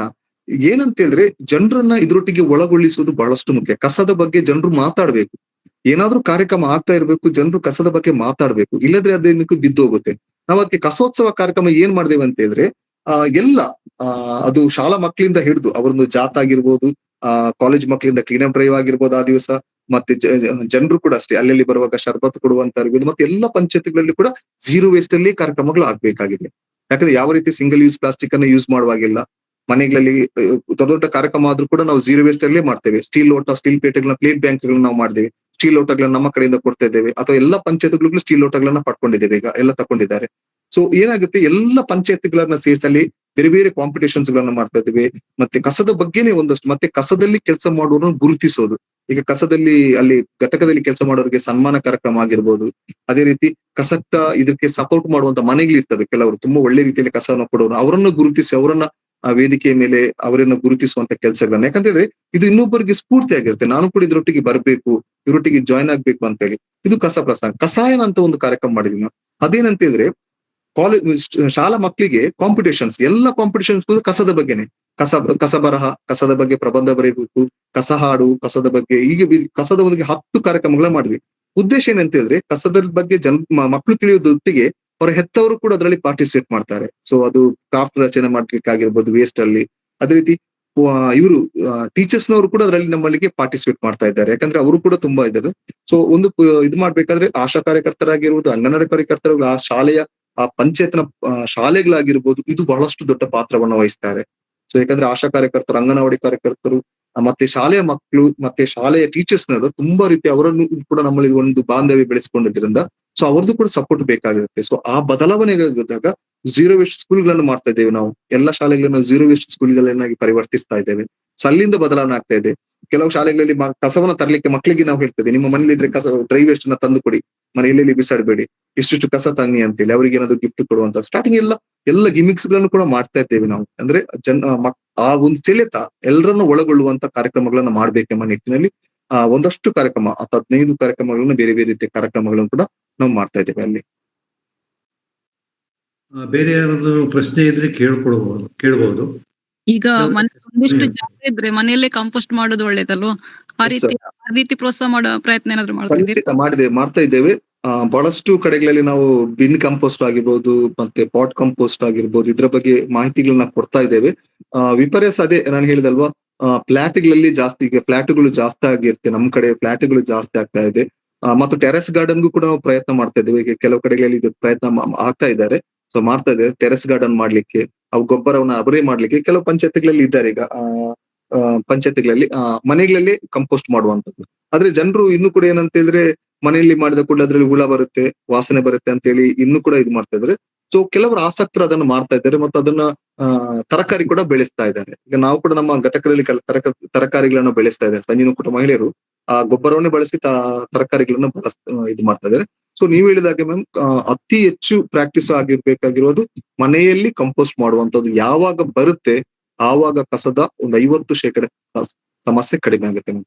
ಖಂಡಿತ ನಾವು ಅದನ್ನು ಕೂಡ ನಾವು ಜನರಿಗೆ ಬಹಳಷ್ಟು ಹೇಳ್ತಾ ಇದ್ದೇವೆ, ಮನೆಯಲ್ಲಿ ಕಂಪೋಸ್ಟ್ ಮಾಡಿ ಅಂತ. ಕೆಲವರು ಮಾಡ್ತಾ ಇದ್ದಾರೆ, ಇನ್ನು ಕೆಲವರಿಗೆ ಅನಿವಾರ್ಯ ಫ್ಲಾಟ್ಗಳಲ್ಲಿ ಆಗಿರ್ಬೋದು, ಮತ್ತೆ ಚಿಕ್ಕದ್ ಮತ್ತೆ ಏನು ಆಗಿದೆ ಈಗ ಎಲ್ಲ ಮನೆಗಳಲ್ಲಿ ಕೂಡ ಇಂಟರ್ಲಾಕ್ ಹಾಕುವ ಒಂದು ಸಿಸ್ಟಮ್ ಬಂದಿದೆ. ಎಲ್ಲ ಇಂಟರ್ಲಾಕ್ ಹಾಕಿ ಗಿಡಗಳಲ್ಲಿ ಯಾವ್ದಿಲ್ಲ ಇಂಟರ್ಲಾಕ್ ಹಾಕ್ಬಿಡ್ತಾರೆ. ಸೊ ಎಲ್ಲಿ ಕಸನ ಈ ರೀತಿಯಲ್ಲಿ ಕೂಡ ಇದು ಮಾಡ್ತಾ ಇದ್ದಾರೆ ಮ್ಯಾಮ್. 100% ನೀವು ಹೇಳಿದ್ ಕರೆಕ್ಟ್ ಮ್ಯಾಮ್. ಥ್ಯಾಂಕ್ಸ್. ಇಲ್ಲಿ ನಗರದಲ್ಲಿ ಹಸಿ ಕಸವನ್ನು ನಾವೇ ಮನೆಯಲ್ಲಿ ಗೊಬ್ಬರ ಮಾಡ್ಕೊಂಡ್ರೆ ನಮ್ಗೆ ಉಪಕರದಲ್ಲಿ 50% ವಿರಿಯಾಯಿತಿ ಕೂಡ ಇದೆ.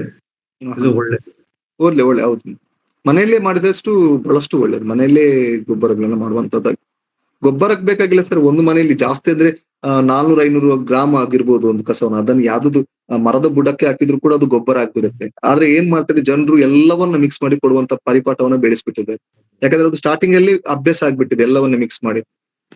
ಪ್ಲಾಸ್ಟಿಕ್ ಅವ್ರು ಹಾಕಿದ್ರೆ ಮತ್ತೆ ಏನು ಮಾಡ್ಲಿಕ್ಕೆ ಆಗೋದಿಲ್ಲ. ಹೌದೌದು, ಹಾಳಾಗಿ ಹೋಗುತ್ತೆ. ಸಮಯ ಆಗ್ತಾ ಇದೆ. ಇನ್ನು ಬೇರೆ ಯಾರ್ದು ಪ್ರಶ್ನೆ ಹೊಡಿದ್ರೆ ದಯವಿಟ್ಟು ಕೇಳಿ, ಅವರು ಮಾಹಿತಿಯನ್ನು ಕೊಡ್ತಾರೆ. ಇಲ್ಲಾಂದ್ರೆ ನಾವು ಈ ಸಭೆಯನ್ನ ಮುಗಿಸೋಣ. ತುಂಬಾ ಚೆನ್ನಾಗಿ ಮಾಹಿತಿ ನೀಡಿದ್ರಿ, ಧನ್ಯವಾದ. ಲೀಲಾ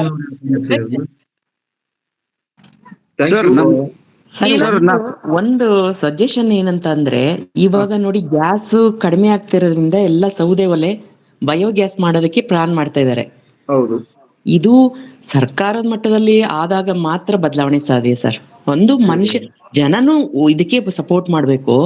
ಈಗ 20-30 ಇರೋಂತ ಮನೆಗಳಲ್ಲಿ ಅವ್ರನ್ನ ಮನೆಯಲ್ಲಿ ಗೊಬ್ಬರ ಮಾಡಿ ಎಲ್ಲಿ ಮಾಡಕ್ಕಾಗತ್ತೆ ಸರ್? ಅದು ತುಂಬಾ ಕಷ್ಟ.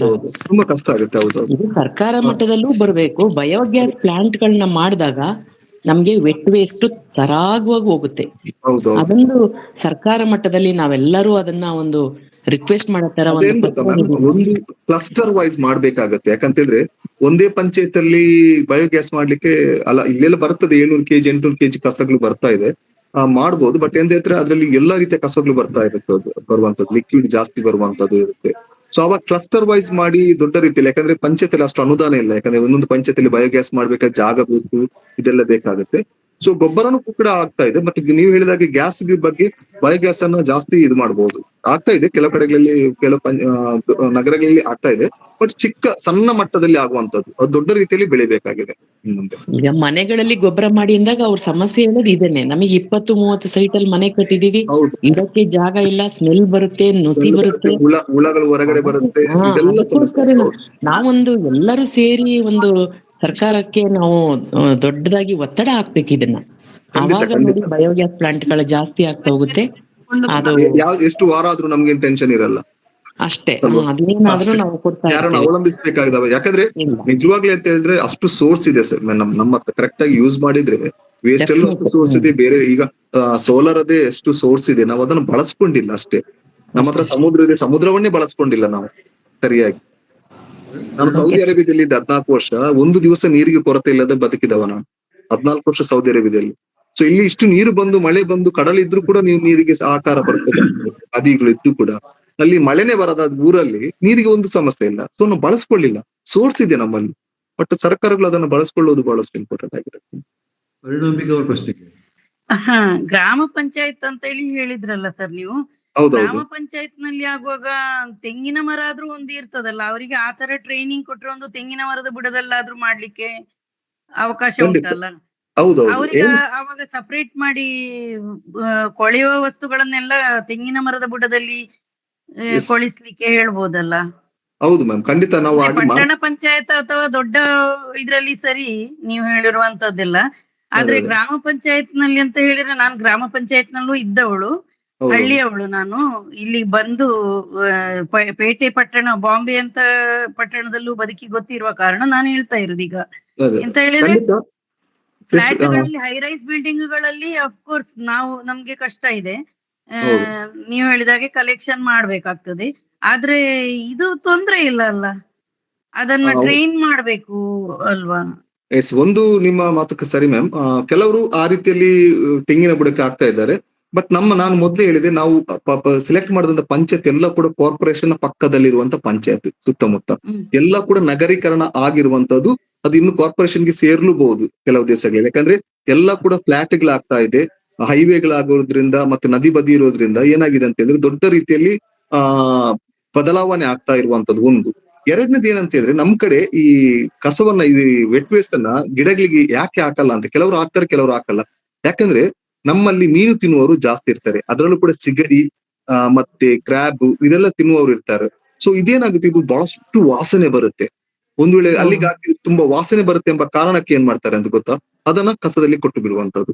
ಯಾಕಂದ್ರೆ ಅಲ್ಲಿ ಬಿಟ್ಟಿದ್ರೆ ಇದಾಗುವಂತದ್ದು. ಅಂದ್ರೆ ಇದೊಂದು ಫಿಶ್ ಎಮಿನೋ ಅಂದ್ರೆ ಫಿಶ್ ಎಮೈನ್ಸ್ ಅಂದ್ರೆ ಎಮಿನೋ ಆಸಿಡ್ಸ್ ಅಂತ ಹೇಳಿ ಅದನ್ನ ತಯಾರು ಮಾಡುವಂತದ್ದು. ಆಮೇಲೆ ಮೀಟ್ ಮತ್ತೆ ಫಿಶ್ ಅಲ್ಲಿ ಗೊಬ್ಬರ ಮಾಡುವಂತ ಟ್ರೈನಿಂಗ್ ಕೊಟ್ರೆ ಅವರಿಗೆ ಆಗ್ಬೋದೇನು? ಅದೇ ಮ್ಯಾಮ್, ಏನು ಗೊತ್ತಾ, ಇದು ಈಗ ನಾವು ಕೆಲವರಿಗೆ ಟ್ರೈನಿಂಗ್ ಕೊಡ್ಬೋದು, ಬಟ್ ಇಡೀ ಗ್ರಾಮ ಪಂಚಾಯತ್ ಅಂತ ಹೇಳುವಾಗ ಅಷ್ಟು ಜನರನ್ನ ನಾವು ಚೇಂಜ್ ಮಾಡ್ತೇವೆ ಅಂತ ಹೇಳಿದ್ರೆ ತುಂಬಾ ಕಷ್ಟ. ಬಟ್ ಕೆಲವರಿಗೆ ನಾವು ಅದೇ ರೀತಿ ಖಂಡಿತವಾಗಿ ಈಗ ನಾವು ಹೇಳ್ತೇವೆ, ನೀವು ಹಸಿ ಕಸ, ಕೆಲವು ಊರಲ್ಲಿ ನಂಗೆ ಹಸಿ ಕಸನೇ ಕೊಡಲ್ಲ, ಡ್ರೈ ವೇಸ್ಟ್ ಮಾತ್ರ ಕೊಡ್ತಾರೆ. ಹಸಿ ಕಸವನ್ನು ಅವರು ಮರ ಕೆಳಗೆ ಹಾಕ್ತಾ ಇದ್ದಾರೆ. ಬಟ್ ನಾವೆಲ್ಲಿ ಕಲೆಕ್ಟ್ ಮಾಡ್ತಾ ಇದ್ದೇವೆ ಅಂತ ಹೇಳಿದ್ರೆ ಈ ಫ್ಲಾಟ್ ಇದೆ ನಮ್ ಕಡೆ, ತುಂಬಾ ಫ್ಲಾಟ್ಗಳಾಗ್ತಾ ಇರ್ತೇವೆ. ಆ ಫ್ಲಾಟ್ನವರಿಗೆ ಇದು ಯಾವುದೇ ಆಪ್ಷನ್ ಇಲ್ಲ. ಮತ್ತೆ ಈ ರೆಂಟ್ಗೆ ಬರ್ತಾರೆ, ಮೇಲ್ಗಡೆ ರೆಂಟ್ ಅಲ್ಲಿ ಇರ್ತಾರೆ, ಕೆಳಗಡೆ ಮನೆ ಇರ್ತಾರೆ. ಸೊ ಅದನ್ನೆಲ್ಲ ನಾವು ಕಲೆಕ್ಟ್ ಮಾಡ್ಬೇಕಾದ್ರೆ ಅಷ್ಟೇ ಕಲೆಕ್ಟ್ ಮಾಡಿ ಕೂಡ ನಮ್ಗೆ ಒಂದು ದಿವಸಕ್ಕೆ 700 kg ವೆಟ್ ವೇಸ್ಟ್ ಬರ್ತದೆ ಚಿಕ್ಕ ಪಂಚಾಯತ್ ಅಲ್ಲಿ. ಅಷ್ಟು ವೆಟ್ ವೇಸ್ಟ್ ಜನರೇಟ್ ಆಗ್ತಾ ಇದೆ. ನಮ್ಗೆ ಖುಷಿ ಏನಂತ ಹೇಳಿದ್ರೆ ಅಷ್ಟು ಬಂದ ವೇಸ್ಟ್ ಅನ್ನು ಕೂಡ ಗೊಬ್ಬರ ಮಾಡ್ತಾ ಇದೆ, ಒಳ್ಳೆ ರೀತಿಯಲ್ಲಿ ಗೊಬ್ಬರ ಆಗ್ತಾ ಇದೆ. ಸೊ ಯಾವ್ದು ಸಮಸ್ಯೆ ಆಗ್ತಾ ಇಲ್ಲ. ವೆಟ್ ವೇಸ್ಟ್ ನಮ್ಗೆ ಏನ್ ಸಮಸ್ಯೆ ಆಗ್ತಾ ಇಲ್ಲ. ಈಗ ನಮ್ಗೆ ಸಮಸ್ಯೆ ಆಗಿರೋದು ಸ್ಯಾನಿಟರಿ ಪ್ಯಾಡ್ ಮತ್ತೆ ಡೈಪರ್ಸ್. ಯಾಕಂದ್ರೆ ಅದನ್ನ ನಿರ್ವಹಣೆ ಮಾಡೋದು ಬಹಳಷ್ಟು ದೊಡ್ಡ ಸಮಸ್ಯೆ ಆಗ್ತಾ ಇದೆ. ಅದಕ್ಕೆ ಸರ್ಕಾರ ಯಾಕೆ ಬ್ಯಾನ್ ಮಾಡಲ್ಲ ಅಂತ ಹೇಳಿದ್ರೆ ಅದು ಕೂಡ ಆಗಲ್ಲ. ಯಾಕಂದ್ರೆ ನಾನು ಹೇಳುದು ಬ್ಯಾನ್ ಮಾಡಿ, ಯಾಕೆ ನಾವೆಲ್ಲ ಡೈಪರ್ಸ್ ಹಾಕದೆ ಬೆಳೆದವರಲ್ವಾ, ಡೈಪರ್ಸ್ ಬೇಕೇ ಬೇಕಾಗಿತ್ತ? ಇಲ್ಲ. ಯಾಕಂದ್ರೆ ಈಗ ಯೂಸ್ಡ್ ಆಗ್ಬಿಟ್ಟಿದ್ದಾರೆ ಎಲ್ಲದಕ್ಕೂ. ಈಗ ಅಡಲ್ಟ್ಸ್ ಡೈಪರ್ಸ್ ಕೂಡ ದೊಡ್ಡ ಸಮಸ್ಯೆ ಆಗ್ಬಿಟ್ಟಿದೆ, ಚಿಕ್ಕವ್ರದಲ್ಲ, ಅಡಲ್ಟ್ಸ್ ಡೈಪರ್ಸ್ ಕೂಡ ಬರ್ತಾ ಇದೆ. ಏನ್ ಮಾಡೋದು? ಹೌದಲ್ವಾ? ಕೆಲವು ಹಾಸ್ಪಿಟಲ್ ಹೌದು ಕಾನೂನುಗಳನ್ನು. ಒಂದು ಪ್ರಶ್ನೆ ಇದೆ, ಆರತಿ ಅವರು ಹೇಳಿ ಮ್ಯಾಮ್. ಸರ್ ನಮಸ್ತೆ. ತುಂಬಾ ಒಳ್ಳೆ ಒಂದು ಕಾರ್ಯಕ್ರಮ ಕೇಳಿದೆ, ಮಧ್ಯೆ ಡಿಸ್ಕನೆಕ್ಟ್ ಆಯ್ತು. ನನ್ನ question actually single use plastic ಇದು ಆಲ್ರೆಡಿ ಸರ್ಕ್ಯುಲರ್ ಬಂದಿದೆ ಬ್ಯಾನ್ ಆಗ್ಬೇಕು ಅಂತ. ಸೊ ಬ್ಯಾನ್ ಆದ್ರೂನು ಅದು ಎಲ್ಲೂ ನಾವು ನೋಡ್ತಾ ಇದ್ದೀವಿ. ಸೊ ನಾನ್ ತಿಳಿದ ಪ್ರಕಾರ ಇದು ಡಿಸ್ಟ್ರಿಕ್ಟ್ ಕಮಿಟಿ ಅಂದ್ರೆ DC ಮುಖಾಂತರ ಇದಕ್ಕೊಂದು ಕಮಿಟಿ ರಚನೆ ಆಗಿದೆ. ಆಮೇಲೆ ಆ ಕಮಿಟಿಯಲ್ಲಿ ಪೊಲ್ಯೂಷನ್ ಕಂಟ್ರೋಲ್ ಬೋರ್ಡ್ ಇದೆ, ಆಮೇಲೆ ಮುನ್ಸಿಪಾಲಿಟಿ ಎಲ್ಲ ಇದ್ರೆ ಈ ತರ ಎಲ್ಲ ಆಫೀಸರ್ಸ್ ಇದ್ರಲ್ಲಿ ಇದ್ದಾರೆ. ಸೊ ಈ ತರ ಇದ್ರೂನು ಇದ್ರ ಬಗ್ಗೆ ಇನ್ನೂ ಒಂದು ಇದು ಆಗ್ಲಿಲ್ಲ, ಅಂದ್ರೆ ಬ್ಯಾನ್ ಆಗ್ಲಿಲ್ಲ. ಸೊ ಅದಕ್ಕೆ ನಾವಿಲ್ಲಿ ಉಡುಪಿ ಜಿಲ್ಲೆಯಲ್ಲಿ ಅದ್ರದ್ದು RTI ಹಾಕಿ ಇನ್ಫಾರ್ಮೇಶನ್ ಎಲ್ಲ ಕಲೆಕ್ಟ್ ಮಾಡಿದೀವಿ. ಆಮೇಲೆ ನಮ್ಮ ಸಂಸ್ಥೆಯಿಂದ ಆಲ್ರೆಡಿ ಸಾಲಿಡ್ ವೇಸ್ಟ್ ಮ್ಯಾನೇಜ್ಮೆಂಟ್ ಬಗ್ಗೆ ಏನು ಸಾಲಿಡ್ ವೇಸ್ಟ್ ಮ್ಯಾನೇಜ್ಮೆಂಟ್ ರೂಲ್ 2016 ಬಂದಿದೆ, ಅದರಲ್ಲಿ ಕ್ಲಿಯರ್ ಆಗಿ ಹೇಳಿದ್ದಾರೆ. ಈಗ EPR ಅಂದ್ರೆ ಎಕ್ಸ್ಟೆಂಡೆಡ್ ಪ್ರೊಡ್ಯೂಸರ್ ರೆಸ್ಪಾನ್ಸಿಬಿಲಿಟಿ. ಈಗ ಒಂದು ಹೋಟೆಲ್ ಅನ್ನು ತಗೊಂಡ್ರೆ ಅದರಲ್ಲಿ 100 kg ಜಾಸ್ತಿ ಅವರಲ್ಲಿ ಯಾವುದೇ ವೇಸ್ಟ್, ವೆಟ್ ವೇಸ್ಟ್ ಇರ್ಬೋದು, ಇನ್ಕ್ಲೂಡಿಂಗ್ ಡ್ರೈ ವೇಸ್ಟ್ ಯಾವುದು ಇದ್ರು, ದೇ ಹ್ಯಾವ್ ಟು ಅದನ್ನು ಹಣ ಕಟ್ಟಿ ಆ ಒಂದು ಪರ್ಟಿಕ್ಯುಲರ್ ಅಂದ್ರೆ ಅದು ಮುನ್ಸಿಪಾಲಿಟಿ ಇರ್ಬೋದು, ಇಲ್ಲ ಇದ್ರೆ ನಗರಸಭೆಗಿರ್ಬೋದು, ಅವರು ಆ ಹಣವನ್ನು ಕಟ್ಟಿ ಅವರು ಅಲ್ಲೇ ಇನ್ಸಿನ್ರೇಟ್ ಅಂದ್ರೆ ಸಾರಿ ಸರ್ ಸರ್ಟಿಫಿಕೇಟ್ ತಗೋಬೇಕು, ಅವರು ಹಣ ಕಟ್ಟಿ. ಹೌದು, ಸರ್ಟಿಫಿಕೇಟ್ ತಗೊಳ್ಬೇಕು. ಮತ್ತೆ ಅವರ ಏನ್ ತ್ಯಾಜ್ಯ ಇರುತ್ತೆ ಅಲ್ಲಿದ್ದು ಬಿಲ್ಡಿಂಗ್ ಇದು, ಅದು ಇನ್ಸಿನ್ರೇಟ್ರು ಪ್ಲಸ್ ಅವರದ್ದು ಈ ಘನ ತ್ಯಾಜ್ಯ ನೀವು ಹೇಳಿದ ಹಾಗೆ ಈ ಎರೆಹುಳ ಗೊಬ್ಬರ ಮಾಡೋದು ಇದೆಲ್ಲ ಅಲ್ಲಲ್ಲೇ ಮಾಡ್ಬೇಕನ್ನೋ ಸರ್ಕ್ಯುಲರ್ ಕ್ಲಿಯರ್ ಆಗಿದೆ. ಅದು ಇದ್ರೂನು ಅದು ಮಾಡ್ತಾ ಇಲ್ಲ ಅಂತ ಹೇಳಿದಕ್ಕೆ ಏಪ್ರಿಲ್ 1ಕ್ಕೆ ಈ 2026 ಏಪ್ರಿಲ್ 1ಕ್ಕೆ ಇದನ್ನು ಸುಪ್ರೀಂ ಕೋರ್ಟ್ ಇದನ್ನು ಚಾಟಿ ಬೀಸಿ ಇದನ್ನು ಇಂಪ್ಲಿಮೆಂಟ್ ಮಾಡ್ಲೇಬೇಕು ಅಂತ. ಸೊ ಹಾಗೆ ಇರ್ಬೇಕಾದ್ರೆ ನಾವು ನೀವ್ ಹೇಳಿದಾಗೆ ನಾವು ಸಣ್ಣ ಮಟ್ಟದಲ್ಲಿ ಮಾಡೋದಕ್ಕಿಂತಲೂ ಸರ್ಕಾರದಿಂದ ಇದು ಬರುವಾಗ ಮತ್ತೆ ಅದರ ಬಗ್ಗೆ ನಾವು ಲೋಕಲ್ಸ್ ಅವೇರ್ನೆಸ್ ಇದ್ರೆ ಇದನ್ನು ಈಸಿಯಾಗಿ ಅಲ್ಲಿ ಕ್ವಶನ್ ಮಾಡ್ಲಿಕ್ಕೆ ಆಗುತ್ತೆ. ಆವಾಗ ಆಟೋಮ್ಯಾಟಿಕಲಿ ಆ ಚೇಂಜಸ್ ಅಲ್ಲಿಂದ ಬರುತ್ತೆ. ಯಾಕಂತ ಹೇಳಿದ್ರೆ ನಾವಿಲ್ಲಿ DC ಹತ್ರ ಇಲ್ಲ ಇದ್ರೆ ಈ CEO ಗ್ರಾಮ ಪಂಚಾಯತ್ ಇದು ಚೀಫ್ ಎಕ್ಸಿಕ್ಯೂಟಿವ್ ಆಫೀಸರ್ ಹತ್ರ ಹೋಗಿ ಇದ್ರ ಬಗ್ಗೆ ಮಾತಾಡ್ಬೇಕಾದ್ರೆ ಆ ಚೇಂಜಸ್ ಕಾಣ್ತಾ ಇದ್ದೇವೆ ನಮ್ಮ ಗ್ರಾಮ ಪಂಚಾಯತ್ ಅಲ್ಲಿ. ಅಷ್ಟು ಒತ್ತಡ ಹೇರಿದ ಮೇಲೆ ಆಟೋಮ್ಯಾಟಿಕಲ್ ಆಗಿ ಈಗ ಸಿಂಗಲ್ ಯೂಸ್ ಪ್ಲಾಸ್ಟಿಕ್ ಬ್ಯಾನ್ ಮಾಡಿ ಸ್ಮಾಲ್ ಹೆಲ್ಪ್ ಗ್ರೂಪ್ ಇಂದ ಕ್ಲಾತ್ ಬ್ಯಾಗ್ ಅನ್ನು ಮಾಡಿಸಿ ಎಲ್ಲ ಕಡೆ ಸರ್ಕ್ಯುಲೇಟ್ ಆಗ್ತಾ ಇದೆ.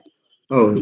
ಸೊ ಇದಕ್ಕೆ ತುಂಬಾ- ಜಸ್ಟ್ ಇನಿಷಿಯಲ್ ಸ್ಟೆಪ್ ಮಾತ್ರ ನಾವು ಪ್ರೆಷರ್ ಹಾಕಿರೋದು. ಬಾಕಿ ಹೌದು. ನಾನು ಹೇಳಿದೆ ಇದು ನಿಮ್ದೇ ಜವಾಬ್ದಾರಿ, ಯಾರ್ದು PDO ಆಗಿರ್ಬೋದು, ಗ್ರಾಮ ಪಂಚಾಯತ್ ಗ್ರಾಮ ಅಂತ ಪಂಚಾಯತ್ ನಿಮ್ದು ಹೌದು. ಜವಾಬ್ದಾರಿ. ಯಾಕೆಂದ್ರೆ ಸರ್ಕ್ಯುಲರ್ ಆಲ್ರೆಡಿ ಬಂದಿದೆ. ನೀವು ಮಾಡದೇ ಇದ್ರೆ ನೀವು ಮಾಡ್ಲಿಲ್ಲ ಅಂತ ನಾವು ಆ ಫೋಟೋ ಎಲ್ಲಿ ಸಿಂಗಲ್ ಯೂಸ್ ಪ್ಲಾಸ್ಟಿಕ್ ಪಬ್ಲಿಕ್ ನಾವು ಅಂಗಡಿಯಲ್ಲಿ ಹೋಗ್ಬೇಕಾದ್ರೆ ಅದರ ಫೋಟೋ GPS ಫೋಟೋ ತೆಗೆದು ನೋಡಿ. ನಮ್ಮ ಗ್ರಾಮ ಪಂಚಾಯತ್ ಅಲ್ಲಿ ಇದು ಆಗ್ಲಿಲ್ಲ ಅಂತ ಹೈಲೈಟ್ ಮಾಡ್ಬೇಕಾದ್ರೆ ಅವ್ರಿಗೆ ಒತ್ತಡ ಬೀಳುತ್ತೆ. ಸೊ ಆಟೋಮ್ಯಾಟಿಕಲಿ ಎಲ್ಲೊಂದು ಚೇಂಜಸ್ ಬರ್ತಾ ಇದೆ. ಹೌದು. ಸೊ ಇದನ್ನೇ ಪಬ್ಲಿಕ್ ನಾವು ಎಲ್ಲಾ ಕಡೆಯಲ್ಲಿ ಕೇಳ್ಬೇಕಾದ್ರೆ ಆಟೋಮ್ಯಾಟಿಕಲಿ ಸಣ್ಣ ಮಟ್ಟದ ಬದಲಾವಣೆ ಹೌದು ಬರುತ್ತೆ ಸರ್. ಮಾಹಿತಿಗೆ ಧನ್ಯವಾದಗಳು. ನಿಮ್ಮ ಪ್ರಶ್ನೆ ಏನಾದ್ರು ಉಂಟಾ ಈ ಬಗ್ಗೆ? ಪ್ರಶ್ನೆ ಅದೇ ಸಾಲಿಡ್ ವೇಸ್ಟ್ ಮ್ಯಾನೇಜ್ಮೆಂಟ್ ರೂಲ್ 2026 ಬಗ್ಗೆ ತಮ್ಮ ಅಭಿಪ್ರಾಯವೇನು ಅದ್ರ ಬಗ್ಗೆ ಅದೇ ಏನಾದ್ರು ಹೇಳ್ಬೇಕು? 2026 ಆಕ್ಟ್ ಬಗ್ಗೆ ನಾನು ನೋಡ್ದ ಇದ್ರಲ್ಲಿ ತುಂಬಾ ಒಳ್ಳೆ ವಿಚಾರಗಳಿದೆ. ನೀವು ಹೇಳಿದಾಗೆ ಸಿಂಗಲ್ ಯೂಸ್ ಪ್ಲಾಸ್ಟಿಕ್ ಆಗಿರ್ಬೋದು. ಮತ್ತೆ ಒಂದು ನನ್ಗೆ ಇನ್ನು ಕೂಡ ಯಾಕಂದ್ರೆ EPR ಬಗ್ಗೆ ನೀವು ಹೇಳಿದ್ರಿ. ಸೊ ಸ್ಯಾನಿಟರಿ ವೇಸ್ಟ್ ಗೆ ಇನ್ನು ಕೂಡ EPR ಡೈರೆಕ್ಟ್ ಆಗಿ ಬರ್ತಾ ಇಲ್ಲ. ಅದು ಕ್ಯಾಟಗರಿ ವೈಸ್ ಬರುವಂತದ್ದು. ಅದರ ಕವರ್ ಗೆ ಮಾತ್ರ EPR ಇರುವಂತದ್ದು. ಸ್ಯಾನಿಟರಿ ಪ್ಯಾಡ್ ಗೆ ಅಥವಾ ಡೈಪರ್ಸ್ ಮೇಲ್ಗಡೆ ಕವರ್ ಬರುತ್ತಲ್ವಾ, ಅದಕ್ಕೆ ಮಾತ್ರ ಕ್ಯಾಟಗರಿ ವೈಸ್ ಕ್ಯಾಟಗರಿ 2 ಅಲ್ಲಿ ಬರುವಂತದ್ದು. ಸೊ ಡೈರೆಕ್ಟ್ ಆಗಿ ಇದು ಬರ್ಲಿಲ್ಲ. ಅದೊಂದು ಬರ್ಬೇಕಿತ್ತು ಅಂತ ನನ್ನ ಅನಿಸಿಕೆ. ಮತ್ತೆ ಸಿಂಗಲ್ ಯೂಸ್ ಪ್ಲಾಸ್ಟಿಕ್ ಅನ್ನ ಬ್ಯಾನ್ ಮಾಡ್ಬೇಕು. ಬ್ಯಾನ್ ಆಗಿದೆ ಆಕ್ಚುಲಿ. ಕರ್ನಾಟಕದಲ್ಲಿ ಸುಮಾರು 21 ಐಟಮ್ಸ್ ಗಳನ್ನ ಬ್ಯಾನ್ ಮಾಡಿದ್ದಾರೆ. ಇವನ್ ಇದು ಇಯರ್ ಬಡ್ ಇದೇನಿದೆ, ಸೊ ಅದು ಕೂಡ ಬ್ಯಾನ್ ಆಗಿರುವಂತದ್ದು. ಪ್ಲಾಸ್ಟಿಕ್ ಇದು ಆಗಿ ಕ್ಯಾಂಡಿ, ಈಗ ನಾವು ಲಾಲಿಪಾಪ್ ತಿಂತೇವೆ, ಅದು ಕೂಡ ಬ್ಯಾನ್ ಆಗಿರುವಂತದ್ದು. ಬಟ್ ದೊಡ್ಡ ದೊಡ್ಡ ಕಂಪನಿಗಳೇ ಅದನ್ನ ಕಳಿಸ್ತಾ ಇದ್ದಾರೆ. ಅದು ಬ್ಯಾನ್ ಆಗಿದ್ರು ಕೂಡ ದೊಡ್ಡ ದೊಡ್ಡ ಕಂಪನಿಗಳಿಂದ ಮುಖಾಂತರನೇ ಬರ್ತಾ ಇದೆ. ಸೊ ಸರ್ಕಾರ ಮಟ್ಟದಲ್ಲಿ ಕೂಡ ಏನಾಗುತ್ತೆ, ಕಾರ್ಯಕ್ರಮಗಳಾಗುವ ಝೀರೋ ವೇಸ್ಟ್ ಅಲ್ಲಿ ಮಾಡೋ ಬದಲಾಗಿ ಸಿಂಗಲ್ ಯೂಸ್ ಪ್ಲಾಸ್ಟಿಕ್ ಅನ್ನ ಯೂಸ್ ಮಾಡ್ತಾ ಇದ್ದಾರೆ. ನಿನ್ನೆ ನಾನೊಂದು ಕಾರ್ಪೊರೇಷನ್ ಕಾರ್ಯಕ್ರಮಕ್ಕೆ ಹೋಗಿದ್ದೆ. ಈ ವಿಷಯ ಇದ್ದದ್ದು ಸಿಂಗಲ್ ಯೂಸ್ ಪ್ಲಾಸ್ಟಿಕ್ ಬಗ್ಗೆನೇ ಮಾತುಗಳು, ಪ್ಲಾಸ್ಟಿಕ್ ಯೂಸ್ ಮಾಡಬಾರ್ದು ಅಂತ ಹೇಳಿ. ಆದ್ರೆ ತಿಂಡಿ ಮತ್ತೆ ಇದನ್ನ ಚಹಾನ ಕೊಟ್ಟಿದ್ದು ಸಿಂಗಲ್ ಯೂಸ್ ಪ್ಲಾಸ್ಟಿಕ್ ಅಲ್ಲಿ. ಸೊ ಎಲ್ಲಿದೆ ಅರ್ಥ ಅದಕ್ಕೆ? ಸೊ ಅದನ್ನ ನಾನು ಪ್ರಶ್ನೆ ಮಾಡಿದ್ದೇನೆ. ಅದೇ ಅವಾಗ್ಲೇ ನಾನು ಅಲ್ಲಿ ಸ್ಪಾಟ್ ಅಲ್ಲಿ ಪ್ರಶ್ನೆ ಮಾಡಿದ್ದೇನೆ. ಇವತ್ತು ಚೇಂಜಸ್ ಆಗಿದೆ. ಇವತ್ತು ನಾನು ಹೇಳಿದೆ ನಿನ್ನೆ ನಾಳೆ ನಾನು ಸೋಷಿಯಲ್ ಮೀಡಿಯಾದಲ್ಲಿ ಹಾಕ್ತೇನೆ ಅಂತ ಹೇಳಿ. ಇವತ್ತು ಏನ್ ಮಾಡಿದ್ರೆ ಅಂದ್ರೆ ಚೇಂಜ್ ಆಗಿದೆ. ಸೊ ಕೆಲವೊಮ್ಮೆ ಆ ರೀತಿಯಲ್ಲಿ ಕೂಡ ಆಗ್ತದೆ. ಒಂದು ನಮ್ ಕಡೆ ಸಾಹಿತ್ಯ ಸಮ್ಮೇಳನ 10,000 ಜನ ಸೇರುವಾಗ ಎಲ್ಲ DC ವರ್ಕರ್ ಕಮಿಟಿಯಲ್ಲಿ ಇದ್ರು, ಎಲ್ಲರೂ ಕಮಿಟಿಯಲ್ಲಿ ಇದ್ರು. ನಾವು ಸಿಂಗಲ್ ಯೂಸ್ ಪ್ಲಾಸ್ಟಿಕ್ ಮಾಡ್ಲೇಬೇಕಾಗುತ್ತೆ, ಏನು ಮಾಡಿ ನಾವು ಇಲ್ಲ ಸಿಂಗಲ್ ಯೂಸ್ ಪ್ಲಾಸ್ಟಿಕ್ ಮಾಡಿದ್ರೆ ನಾವು ವಾಪಸ್ ಮಾಡ್ತೇವೆ. ಯಾಕಂದ್ರೆ ಪಂಚಾಯತ್ ನಮ್ಮ ಅಂಡರ್ ಅಲ್ಲಿ ಬರುವಂತದ್ದು. ನೀವು ಯಾವುದೇ ಕಾರ್ಯಕ್ರಮ ಮಾಡಿದ್ರು ಸಿಂಗಲ್ ಯೂಸ್ ಪ್ಲಾಸ್ಟಿಕ್ ಯೂಸ್ ಮಾಡೋಕಿಲ್ಲ. ಬೇಕಾದ್ರೆ ನಾವು ಸ್ಟೀಲ್ ಲೋಟಗಳನ್ನ ಕೊಡ್ತೇವೆ, ಸ್ಟೀಲ್ ಪ್ಲೇಟ್ಗಳನ್ನ ನಾವು ಸರಬರಾಜು ಮಾಡ್ತೇವೆ ಅಂತ ಹೇಳಿ. ಸೊ ರಾತ್ರೋರಾತ್ರಿ ಚೇಂಜ್ ಮಾಡಿದ ನಂತರ 10,000 ಜನ ಬಂದಿದ್ರು ಕೂಡ ಒಂದೇ ಒಂದು ಸಿಂಗಲ್ ಯೂಸ್ ಪ್ಲಾಸ್ಟಿಕ್ ಕೂಡ ಅಲ್ಲಿ ಬಳಕೆ ಆಗ್ಲಿಲ್ಲ. ಈವನ್ ಟಿಶ್ಯೂ ಕೂಡ ಕೊಡ್ಲಿಲ್ಲ ನಾವು, ಯಾಕಂದ್ರೆ ಟಿಶ್ಯೂ ಕೂಡ ಇದಾಗುತ್ತೆ ಅಂತ ಹೇಳಿ. ಸೊ ಆ ರೀತಿ ಕೂಡ ಬದಲಾವಣೆಗಳನ್ನ ಮಾಡ್ತಾ ಇದ್ದೇವೆ. ಬಟ್ ನೀವು ಹೇಳಿದ ಪ್ರಕಾರ 2026 ಇದರ ಪ್ರಕಾರ, ಸೊ ಅದನ್ನ ಸರ್ಕಾರ ಸರಿಯಾದ ರೀತಿಯಲ್ಲಿ ಅನುಷ್ಠಾನಗೊಳಿಸಿದ್ರೆ, ನಾನು ಮತ್ತೊಮ್ಮೆ ಹೇಳ್ತೇನೆ, ಸರಿಯಾದ ರೀತಿಯಲ್ಲಿ ಸರ್ಕಾರ ಅನುಷ್ಠಾನಗೊಳಿಸಿದ್ರೆ ಇದು ಕಸದ ಒಂದು 50% ಸಮಸ್ಯೆ ಪರಿಹಾರ ಆಗುತ್ತೆ. ಮತ್ತೆ 50% ಜನರು ಬದಲಾಗಬೇಕಾಗಿದೆ. 50% ಸರ್ಕಾರ ಬೇಕಾಗಿದೆ. ಇದಕ್ಕೆ ಪಬ್ಲಿಕ್ ಪ್ರೆಷರ್ ಬೇಕಾಗಿದೆ. ಪಬ್ಲಿಕ್ ಪ್ರೆಷರ್ ಖಂಡಿತವಾಗಿ ಬೇಕಾಗಿದೆ. ಸೊ ಅದಕ್ಕೆ ನಿಮ್ಮಂತವರೇ ಬೇಕಾಗಿದೆ. ಯಾಕಂದ್ರೆ ಪಬ್ಲಿಕ್ ಅಂದ್ರೆ ಎಲ್ಲರೂ ಕೂಡ ಇದರಲ್ಲಿ ಬರಲ್ಲ. ಇದ್ರ ಬಗ್ಗೆ ಆಸಕ್ತಿ ಇರುವಂತ ಕೆಲವು ಜನರಾದ್ರೂ ನಮ್ಮೊಟ್ಟಿಗೆ ಆ ಸಮಾನ ಮನಸ್ಕರ ಯಾರಿದ್ದಾರೆ, ಆವಾಗ ಮಾತ್ರ ಇದು ಬದಲಾವಲಿಕ್ಕೆ ಆಗುತ್ತೆ. ಸೊ ಖಂಡಿತ ಇದ್ರ ಬಗ್ಗೆ ನಾವು ಪಿಟಿಷನ್ ಹಾಕ್ಬಹುದು, ಅಥವಾ ಸಿಂಗಲ್ ಯೂಸ್ ಪ್ಲಾಸ್ಟಿಕ್ ಅನ್ನ ಕಡ್ಡಾಯವಾಗಿ ಕೇಸ್ ಫೈಲ್ ಮಾಡಿದ್ದೇವೆ ಸಾಲಿಡ್ ವೇಸ್ಟ್ ಮ್ಯಾನೇಜ್ಮೆಂಟ್ ಇದು ನಮ್ಮ ಸಂಸ್ಥೆಯಿಂದ. ಸೊ ಅದು ಆಲ್ರೆಡಿ NGT ಅಲ್ಲಿ ಇದೆ. ನೋಡೋಣ ಅದ್ರ ಬಗ್ಗೆ ಯಾವ ತರ ತೀರ್ಮಾನ ಬರುತ್ತೆ ಅಂತ. ಖಂಡಿತ ಸಮಯ ಆಗ್ತಾ ಇದೆ. ಆರತಿ ಮೇಡಮ್ ಅವರು, ಎಕ್ಸ್ಕ್ಯೂಸ್ ಮೇ, ಆರತಿ ಮೇಡಮ್ ಅವರ ನೋಟಿಫಿಕೇಶನ್ ಕಾಪಿನ ಗ್ರೂಪ್ ಅಲ್ಲಿ ಹಾಕ್ಬೋದಾ? ಸರ್ಕ್ಯುಲರ್ ಬ್ಯಾನ್ ಆಗಿರೋದಾ? ಸಿಂಗಲ್ ಯೂಸ್ ಪ್ಲಾಸ್ಟಿಕ್ ಬಗ್ಗೆ ನೀವು ಸುಪ್ರೀಂ ಕೋರ್ಟ್ ಆದೇಶ ಇದೆ, ಮತ್ತೆ ಏನೋ ಹೇಳಿದ್ರಲ್ಲ ಅದ್ರದ್ದು ನೋಟಿಫಿಕೇಶನ್ ಕೋರ್ಟ್ ಆದೇಶದ ನಂಗೆ ಹುಡುಕ್ಬೇಕು. ಆದ್ರೆ ಸಾಲಿಡ್ ವೇಸ್ಟ್ ಮ್ಯಾನೇಜ್ಮೆಂಟ್ 2026 ಬಗ್ಗೆ ಖಂಡಿತ ಹಾಕ್ಬೋದು. ಗ್ರೂಪ್ ಅಲ್ಲಿ ಕೊಡ್ಬೋದು, ಅದನ್ನು ಕೊಡಿ ನೋಡಿ. 2026 ಅಲ್ಲಿ ಕ್ಲಿಯರ್ ಆಗಿದೆ ಸರ್. ಅದ್ರ ಬಗ್ಗೆ ಹಿಂದಿಯಲ್ಲಿ ಇದ್ದು ಕಡೆ ಇಂಗ್ಲಿಷ್ ಅಲ್ಲಿ ಕೂಡ ಇದೆ. ಸಮಯ ಆಗ್ತಾ ಇದೆ. ನಾಗರಾಜ್ ಅವರೇ, ತುಂಬಾ ನಿಮ್ಮ ಮಾಹಿತಿ ಚೆನ್ನಾಗಿ ಕೊಟ್ರಿ. ತುಂಬಾ ಕೆಲಸ ಮಾಡ್ತಾ ಇದ್ದೀರಿ. ನಮ್ಗೆ ತುಂಬಾ ಹೆಮ್ಮೆ ಆಯ್ತು. ನಿಮ್ಮ ಒಂದು ಹೊಸ ಐಡಿಯಾ ಕೂಡ ಕೊಟ್ಟಿದ್ದೀರಾ ನೀವು, ಯಾವ ರೀತಿಯಾಗಿ ಮಾಡ್ಬೋದು ಗ್ರಾಮ ಪಂಚಾಯತ್ ಲೆವೆಲ್ ಅಂತ ಹೇಳಿ. ಒಳ್ಳೇದು. ಸೊ ತಮಗೆ ನಮ್ಮ ಪರಿಸರ ಸಂಗಮ ಪರವಾಗಿ ತುಂಬಾ ಧನ್ಯವಾದಗಳನ್ನು ಅರ್ಪಿಸ್ತಾ ಇದ್ದೇನೆ. ಮೀಟಿಂಗ್ಗೆ ಬಂದು ಎಲ್ಲ ಸಕ್ರಿಯವಾಗಿ ಭಾಗವಹಿಸಿದ್ದಕ್ಕೆ ನಾವು ಧನ್ಯವಾದಗಳನ್ನು ಅರ್ಪಿಸ್ತಾ ಇದ್ದೀನಿ. ಮತ್ತೆ ಇವತ್ತು ಸುಮಾರು 60 ಜನ ಮೀಟಿಂಗ್ಗೆ ಬಂದಿದ್ರು. ಇದು ಬಹುಶಃ ರೆಕಾರ್ಡ್ ಅಂತ ಕಾಣ್ತದೆ. ಧನ್ಯವಾದಗಳು ನಾಗರಾಜ್ ಅವರಿಗೆ. Thank you sir.